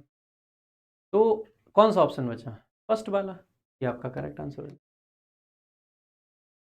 अगेन मैं बार बार आपसे एक ही चीज कह रहा हूं कि you need to be careful, आपको केयरफुली सारे ऑप्शंस को एग्जामिन करना है, सारे ऑप्शंस को देख के, और हमेशा वॉइस का क्वेश्चन खास करके अगर थोड़ा सा भी डिफिकल्ट क्वेश्चन है तो ऐसे केस में you need to be smart, और स्मार्ट इसलिए कि आपको ये ध्यान रखना है कि एक एक वर्ड को भी कंपेयर समटाइम्स हमें करना पड़ेगा। कई बार हमें लगेगा सब सेम है सब सेम है, तो जैसे अभी मैं कंपेयर करते जा रहा था ना कि दोनों में से कौन से में क्या डिफरेंस है, डिफरेंस तुरंत समझ आ गया मुझे।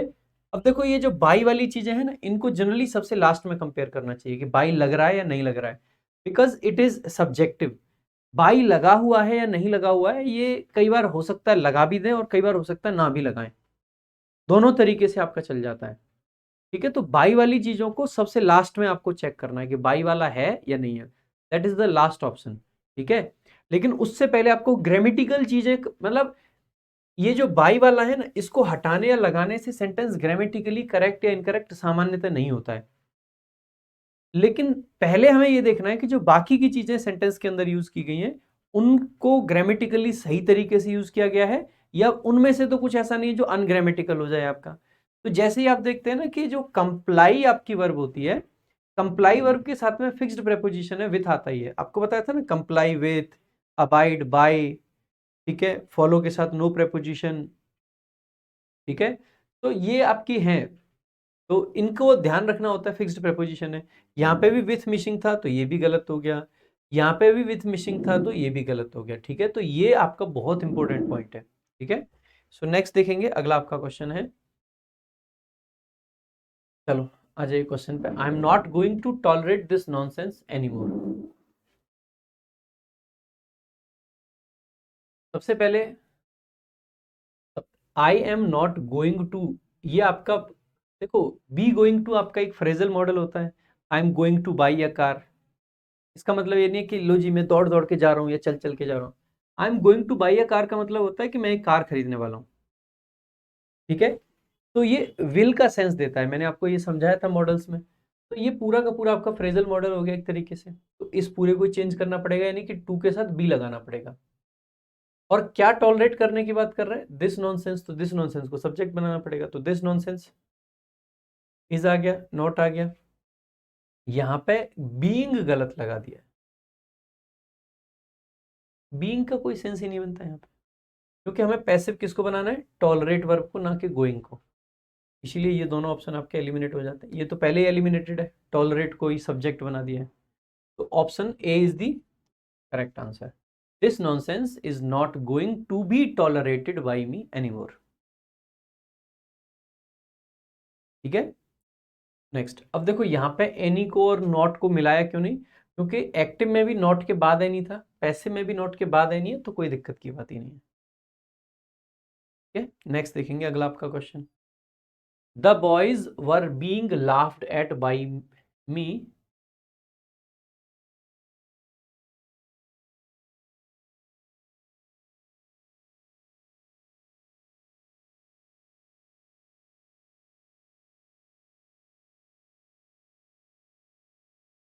बाई मी नहीं होगा ये, द लगा लो ये। By the passers by on the busy thoroughfare last evening. देखो वर बीइंग लाफ्ड है, तो कौन सा टेंस आ गया, पास्ट का कॉन्टिन्यूस टेंस है, पैसिव दे रखा है। भाई गोइंग को तो वैसे भी चेंज नहीं कर सकते। अब देखो एक क्वेश्चन आ रहा है कि सर गोइंग टू को पैसिव में क्यों नहीं चेंज कर रहे हैं। फर्स्ट ऑफ ऑल गो आपकी इंट्रांजिटिव वर्ब होती है, उसको पैसिव में बदलने का कोई सेंस नहीं बनता है।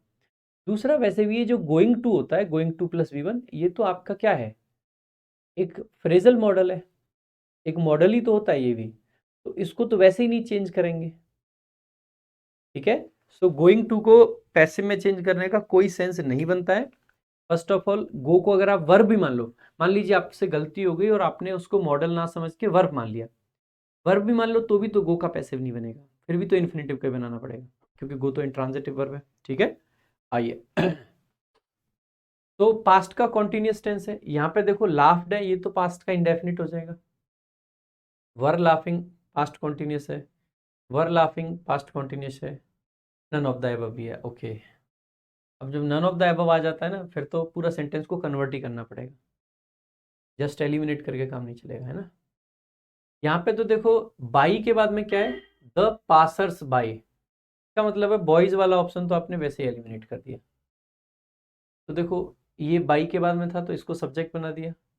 वर लाफिंग किस पे हंस रहे थे, द बॉयज पे, कब हंस रहे थे, on the busy थॉरोफेयर last evening, तो आप कहोगे बी ऑप्शन। अगला, did anyone make did anyone ever make it clear how one operates the machine. देखो डिड प्लस वर्ब की फर्स्ट फॉर्म तो वॉज के साथ में बनाना पड़ेगा सर, वॉज वर्ब के, एक तो ये डिड के साथ बनाया हुआ है, ये तो आपका वैसे ही गलत हो जाएगा। दूसरा सब्जेक्ट के रूप में कोई क्लॉज या इन्फिनेटिव को यूज नहीं करना चाहिए, हाउ टू ऑपरेट तो इन्फिनेटिव बन जाता है, ये गलत हो जाएगा। वॉज एवर इट नहीं, वॉज इट एवर लिखते हैं, was it ever made clear how the machine is operated. ठीक है, दोनों चीजों को पैसिव में चेंज कर दिया, ए ऑप्शन सही हो जाएगा। एवर का प्रयोग इट से पहले नहीं कर सकते, तो ये वाला ऑप्शन आपका गलत है, इसीलिए हटाया। Do you expect your parents to come from Hyderabad today. Do you expect यानी कि ये किसका क्वेश्चन है, प्रेजेंट के इंडेफिनिट, तो योर पेरेंट्स को सब्जेक्ट बना सकते हैं, तो आर से बनेगा। पहले बात तो डिड वाला और वर वाला दोनों गलत हो जाते हैं, क्योंकि ये तो पास्ट का सेंटेंस ही नहीं है। पैसिव में डू का कोई सेंस नहीं बनता, ये भी गलत हो जाता है। आप कहोगे 21st का जो आंसर होगा that is option C, are your parents expected to come today from Hyderabad. Next, बड़ा सा सेंटेंस है तो एक बार खुद से भी देखेंगे, मैं तो बता ही रहा हूँ।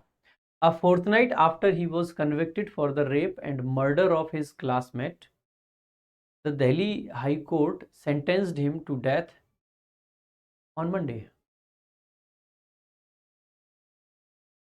देखो सबसे पहले सारे सेंटेंसेस को ऑप्शंस को कंपेयर करते अगर चलेंगे तो शुरुआत सबकी सेम है। अब देखो ही वॉज कन्विक्टेड है, तो हैड बीन आने का कोई सेंस नहीं बनता है, बिकॉज हमें टेंस चेंज नहीं करना है, we need to change the voice. Voice को चेंज करना और टेंस को चेंज करना both are different things. Watch के साथ में बीन आने का कोई सेंस नहीं बनता है, ये गलत हो जाएगा। दो ऑप्शन तो आपने ऐसे देखते फिरते चलते फिरते हटा दिए। सेंटेंस्ड है तो यहाँ पे वॉज प्लस V3 बनेगा, यहाँ पे हैड बीन नहीं बनेगा, ये ऑप्शन नहीं बनना चाहिए था। हैज बीन नहीं बनेगा, ये ऑप्शन भी नहीं बन सकता। तो कौन सा ऑप्शन सही हो जाएगा? C option is the correct answer. C option. Next, teachers might have given their students some concessions. Teachers might have given their students some concessions. Might have given, model plus have plus verb की third form, तो have plus been plus V3 बन जाएगा। तो देखो might तो आना ही है, have आएगा, माइट के साथ बी आने का कोई सेंस नहीं है, हैव को तो हटा ही नहीं सकते ना।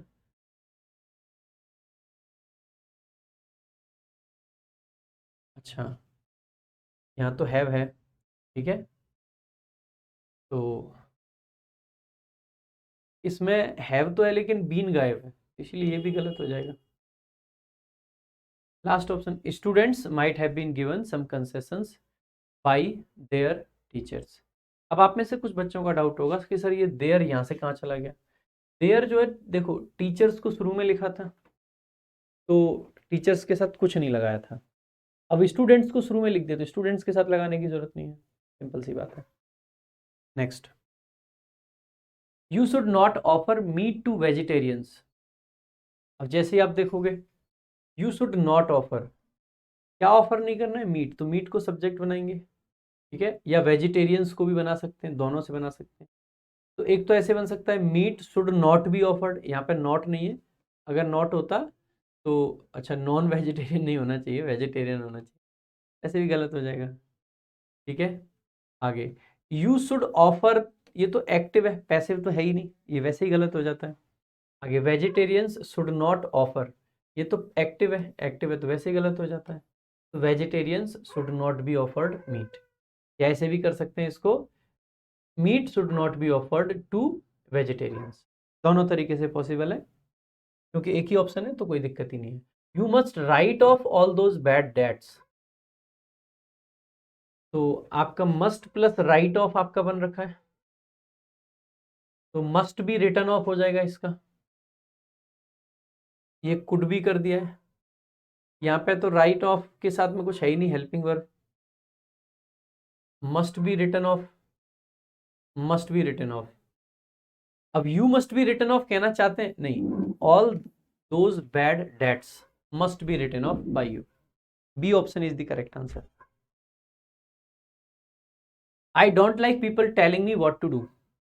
अगेन सेम क्वेश्चन अभी थोड़ी देर पहले आया था, आई डोंट लाइक करके, so I don't like to be told what to do. I don't like, to be told भी हो सकता है, बीइंग टोल्ड भी हो सकता है, तो पहला ऑप्शन भी पॉसिबल है। People telling me what to do was not liked, possible ही नहीं है। I do not like being told by the people, अब इसमें से व्हाट टू डू वाला ऑप्शन खत्म कर दिया है तो वो पार्ट खत्म। पीपल डोंट लाइक गलत हो जाएगा, तो ए ऑप्शन सही है। दोनों तरीके से बन सकता है, I don't like being told what to do and I don't like to be told what to do. Generally अगर यहाँ पे आईएनजी है तो आईएनजी वाले कोई प्रेफरेंस यहाँ पे दी जाएगी। मान लीजिए दोनों होते, टू बी टोल्ड भी होता और बीइंग टोल्ड भी होता, तो बीइंग टोल्ड को प्रेफरेंस देते क्योंकि ऊपर भी आईएनजी है, तो यहाँ पे भी आईएनजी ही आपका आना चाहिए, ठीक है। Next, we believe that God gives us misery. अब देखो वी आपका सब्जेक्ट है, बिलीव आपकी वर्ब है, ऑब्जेक्ट में पूरी क्लॉज है, ये पूरी क्लॉज ऑब्जेक्ट होती है तो हमने आपको बताया था क्या करना है, आपको इट लगा देना है। तो इट इज बिलीव्ड, पहली बात तो आपका बिलीव वी वन है तो वॉज नहीं आएगा, हैज बीन नहीं आएगा, इट इज बिलीव्ड, ये option. It is a belief लिखने का कोई सेंस नहीं है। Next, the government has launched a massive tribal welfare programme in Jharkhand. Has launched है तो हैज बीन के साथ बनेगा या हैव बीन के साथ बनेगा, तो जैसे यहाँ पे देखते हैं इज है, गलत हो जाता है, हैज बीन है, पॉसिबल है, अकेला हैज प्लस V3 है, गलत हो जाएगा, हैज प्लस V3 है, गलत हो जाएगा, कौन सा ऑप्शन सही बनेगा? Option B is the correct answer, ठीक है। नेक्स्ट, 40, ये 29, the burglar destroyed several items in the room. Even the carpet has been torn. अब देखो दो सेपरेट सेंटेंसेस हैं, these are not two clauses, they are two separate sentences, full stop लगा के separate उनको कर रखा है।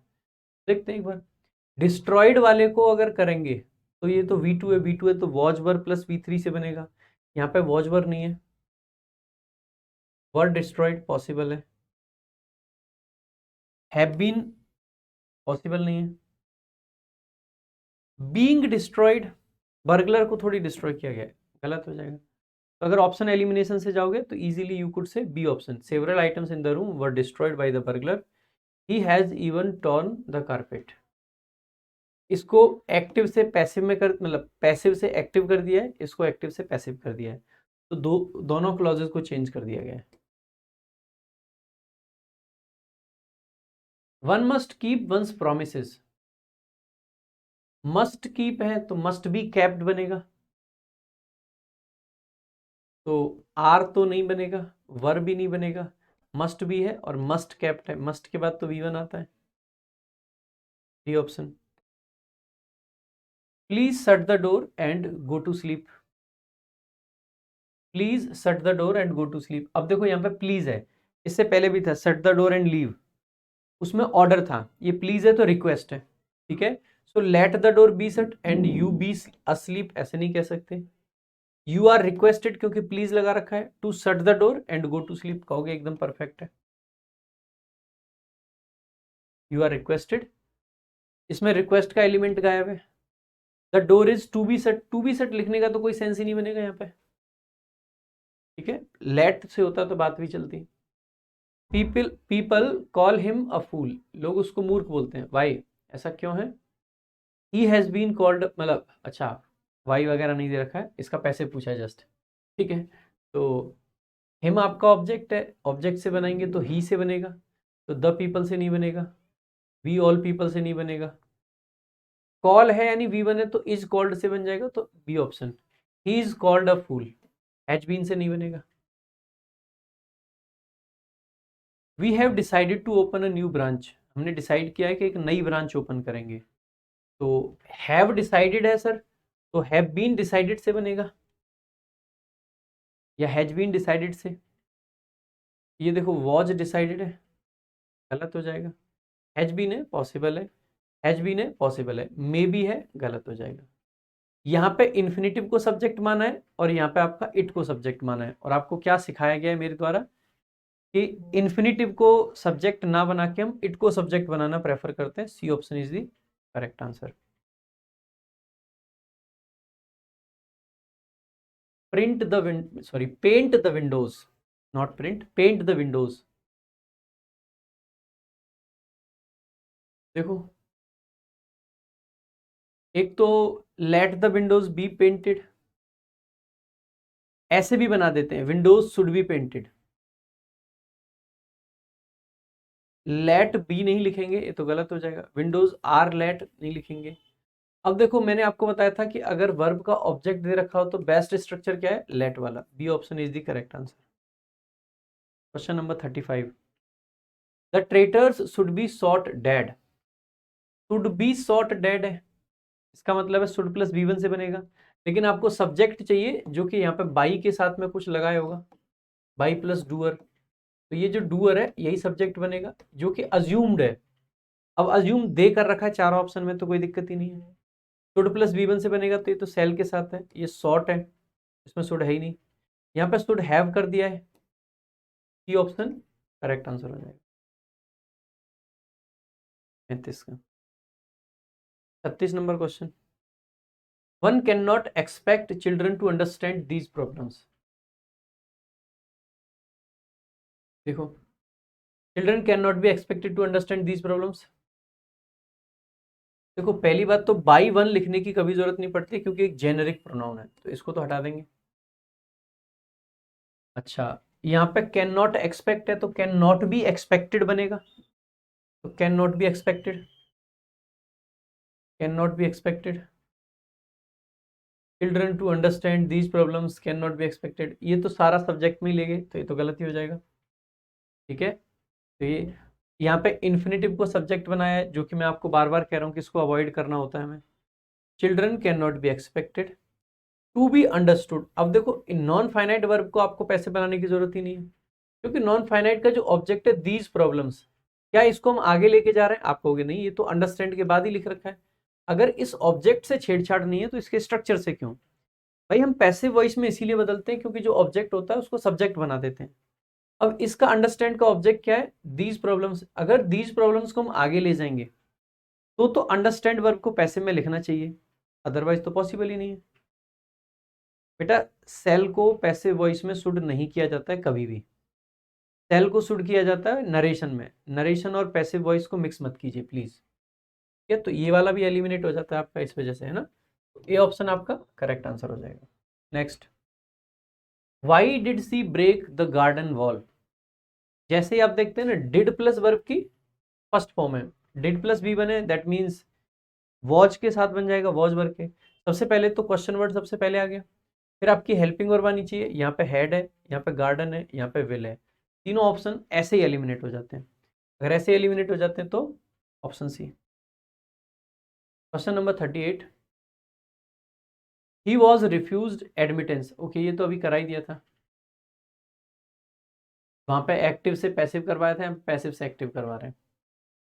तो the guard refused him admittance, refused him admittance, for नहीं आएगा,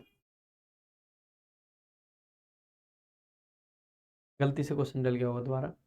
circumstances forced him to resign his post. Forced him है तो ही वॉज फोर्स्ड करना चाहिए, मतलब ही वॉज फोर्स्ड पास्ट की बात है ना, तो इज वाला तो गलत हो जाएगा। तो ये ऑप्शन किसी और का डल गया है by chance. He was forced किस चीज के लिए फोर्स हो गया था? To resign his post.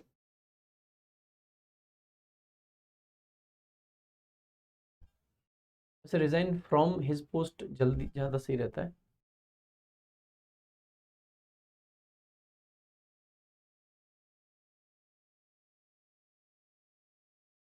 Who has stolen my binoculars. Has है तो हैज के साथ में हैज बीन से बन जाएगा पैसिव। हु है तो बाई हुम से बनेगा, बाई हुम आगे स्टार्टिंग में। हैज या हैव के साथ में बीन आना चाहिए, हैव के साथ बीन है, हैज के साथ बीन है। बाइनोकुलर्स प्लूरल होता है इसीलिए हैज वाला ऑप्शन गलत हो जाएगा। माई बाइनोकुलर्स के पहले हेल्पिंग वर्ब चाहिए थी इसीलिए ये भी गलत हो जाता है। ठीक है, अब ऊपर वाले दोनों देखते हैं। यहाँ पे तो बाई बाइनोकुलर्स का तो कोई सेंस ही नहीं है। 41, he has been arrested and sent to jail. अब किसने अरेस्ट किया होगा? तो यहाँ पे बाई की अगर बात करें तो पुलिस रही होगी, बाई द पुलिस।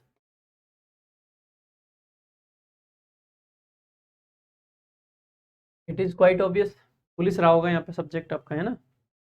तो पुलिस आ गया। हैज बीन अरेस्टेड है तो पास्ट मतलब प्रेजेंट का परफेक्ट है, पास्ट इंडेफिनिट है, गलत हो जाएगा। पुलिस के साथ में सिंगुलर नहीं प्लूरल वर्ब आती है इसीलिए हैज वाले दोनों ऑप्शन गलत हो जाएंगे, हैव आपका करेक्ट आंसर हो जाएगा।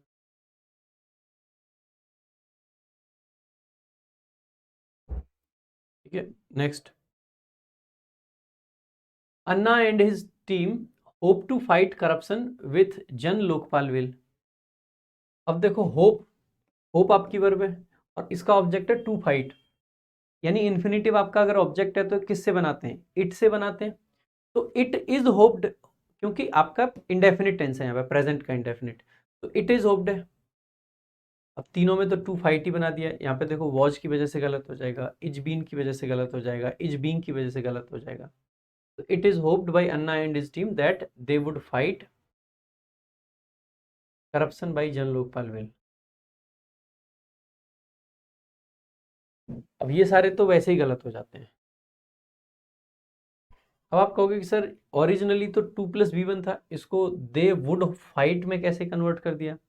वैसे जनरली इसको दे विल करना चाहिए हमें, लेकिन इन्होंने अपनी समझदारी दिखाई है कि तो पास्ट की बात है तो वुड कर दे, दे विल होता तो ज़्यादा सही रहता, that they will fight corruption by Jan Lokpal bill. Infinitive को दैट क्लॉज में या दैट क्लॉज को इन्फिनेटिव में चेंज कर सकते हैं, उसमें कोई दिक्कत की बात नहीं है। ठीक है, 41 का क्या बताना भाई विवेक? 41 में तो ऐसा कुछ था भी नहीं। The police have arrested him and the court has sent him to jail. अच्छा देखो, जेल भेजने का काम किसने किया है? कोर्ट ने। और पकड़ने का काम किसने किया? पुलिस ने। तो दोनों के लिए अलग अलग सब्जेक्ट बना लिए। बना लेते हैं, कोई दिक्कत की बात नहीं है ऐसा। क्योंकि अब यहाँ पे ना दिक्कत इसलिए भी नहीं, चारों ऑप्शन में सेम काम किया है। सेम काम नहीं किया होता तो अलग बात होती। ठीक है, अगला। The Greeks expected to conquer Carthage. जैसे देखेंगे ना, एक्सपेक्टेड है तो एक्सपेक्टेड का तो पास्ट है, तो पास्ट है तो वॉज वर्ब के साथ में बनेगा। तो वॉज वर्ब इसमें तो है ही नहीं कहीं, ये तो वैसे ही गलत हो जाएगा। यहाँ पे वॉज एक्सपेक्टेड है, यहाँ पे वॉज एक्सपेक्टेड है, यहाँ पे भी वॉज एक्सपेक्टेड है। ठीक है, तो द ग्रीक्स एक्सपेक्टेड।